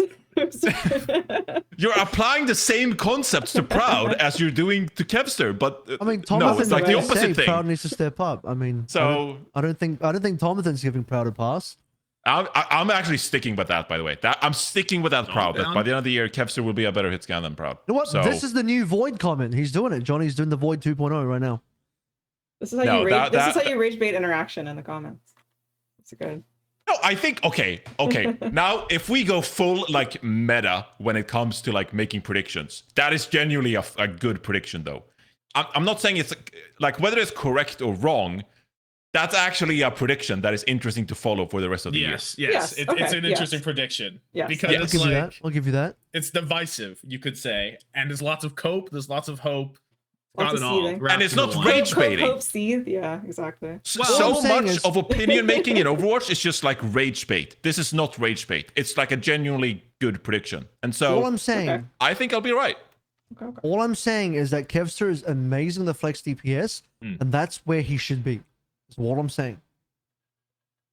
Okay, well, I don't Proper think is the I don't same. think that's a crazy comment. I don't think that's a controversial comment. Proper No, is the same. However, he's proven it on hit scan that he is literally still like one of the best and can take over and win a World Series. I On think well, Kevster's just close. unproven, right? Like, yeah, exactly. So Kevster hit scan feats.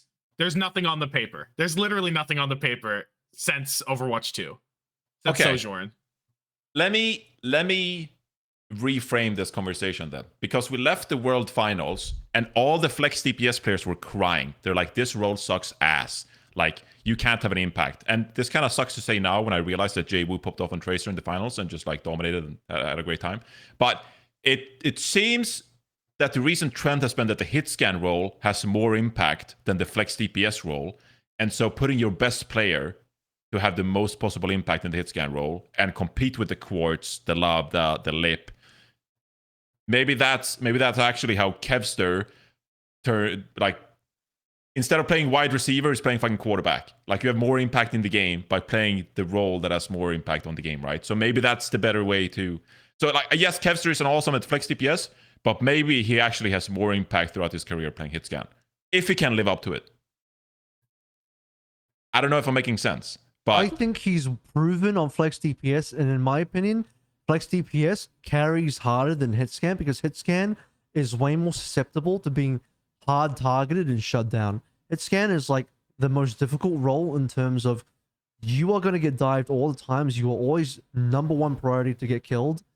I talked to Shockwave about this at LAN, and he's like, dude, the role is like, it sucks because like the diva just runs at you. Everybody runs at you. You have to be extremely pocketed and protected at all times. And your tools that you have compared to what everything that flies at you is going to do to you, you just feel like you get overwhelmed. Flex DPS, you can play flanks. You can be really sneaky. You can wait for your opportunities. You're not you can play targeted. Symmetra. You're not targeted. Okay, in a Symmetra slot meta, it sucks. But when you're not in a Symmetra slot meta, you're like destroying the game on Tracer and no one can shut you down. You play hit scan, 5 people run at you at the same time. You're like, oh fuck, I have one coach gun. Good luck. well, if the meta goes to a double flex DPS, at least Well, they're cooking. yeah, they're cooking, right? Exactly. I am playing a little bit devil's advocate here, but I think it's a really interesting conversation whether Kevster will be able to replicate his performances on hitscan. So, yeah, he had one series. It didn't really go too well for VP so far, but it's a long season, and they're going to play EU teams for most of the year. So, Do we think generally what the happens. VP roster is upgraded though? Because Landon's a clear upgrade. We can say that. Mm-hmm. I think it depends on Jaywu- Ice as well, like how Ice performs throughout the year as well, because like he's a young gun. Bastola was very reliable, and we saw the potential that Ice had towards the end of last year, but you know. Ice's hero pool looks much better. I think that's a big boon. Ice is looking pretty solid in my eyes, so I'm happy with that. I mean, I think Landon's just crazy. So Yeah. I think that roster. Like I said, I'm really excited about this roster. I think it could be really, really, really good, or might not go so great. But I'll root for them. I think they look cool. EMEA is stacked right now. I mean, if Yeah. all the roster leaks are true, EMEA is looking like a very difficult region to play in. Yeah. Like you could very easily end up 6th place in EMEA with a good team. You know, that's scary. All right. We've been on for quite a while here. And obviously there are some teams we haven't covered, but I think we'll talk about a lot of these teams as like the Overwatch season kind of kicks off. Maybe we'll do an episode even before OWCS kicks off here. So I don't think we need to cover Varel, AGG, you know, Peps Disguise, Dallas Fuel. Like a lot of these teams, I think we can cover closest to the season. I don't think we have to grind out this full episode, talk about all of them. So I don't know. Is there any of those teams that you do want to mention or Dallas talk about? feel impressed. I'm not gonna lie, people Yeah, I were was pretty gonna say, I down on think this team, but Dallas, Dallas yeah. feel actually impressed me. Real talk. Sonjin's the beast. Chronic played super well. I think people are super Helen down even- on that roster. know. For yeah, I think they'll be good. I think they're underrated. I think people heavily underrated Dallas Fuel. Say that much. Yeah, I agree with that. I like their flexibility. I like their players. A lot of individual skill. Yeah, I'm excited to see this roster too. Peps, I think they're still a really fun team. And I think they proved as well that, you know, they were ahead of the game when it came to the scrims and obviously scrim team, but I think they can kind of like build on the success they had last year. So I think they kind of go hand in hand, Dallas Fuel, Peps. I think they're both fun teams. Follow and watch. So Dip and Don't have Zoro too much played more to very say. well. I thought. Yeah. It was Who? good for both of Zoro. them. Holy shit. Yeah. What a performance. how about Disguised? Give me one sentence on Disguised. PGE. Rent due. Had a couple of good maps and then fell off when Zoro locked in. I think vibes is what I would say. I feel like just from being in lobbies with them and like talking to some of their players and staff, like I think that team is like has to be a really positive environment. So I think they can carry a lot of momentum from that. Like in the same way that Peps is like that, you know, just sort of Right. infectious. Yeah. Right? Where like I think all of them get along, they'll have good synergy together, they'll all work really hard. I mean, they have like 18 billion coaches, so whether that's a good or bad thing, you know, they'll have a lot of resources. Hopefully not too many cooks in the kitchen, that kind of thing, but Yeah. I like all their players. Underdog potential. I can't wait to see Razor and his maps. No, I think it'll be good. Yeah. Yeah. I agree. There'll be an interesting team to follow. All right. I kind of want to wrap it up here because we've been on for quite a while. Do you have anything else to say? Any topic we didn't really mention, talk about? I don't think so. You want to crown a player of the week? PVNT? PVNT, dude. Undisputed. 100%. I'm glad we got that out there. All right. Brand's player of the week. 2026. Still going strong. TVNT. Okay. Tomathan, Relini, Avril. Produced by Solomon, as always, the GOAT. Thank you so much for tuning into another episode of Plat Chat. I don't know when Plat the Chat's next episode finally is back. going to be. Plat Chat's finally back. What is back? Plat Chat's finally back. Yeah, I was just about to say that I'm going on vacation for a while, so I don't know when the next one will Okay, be. well, But- we know we're back. Going back to hibernation.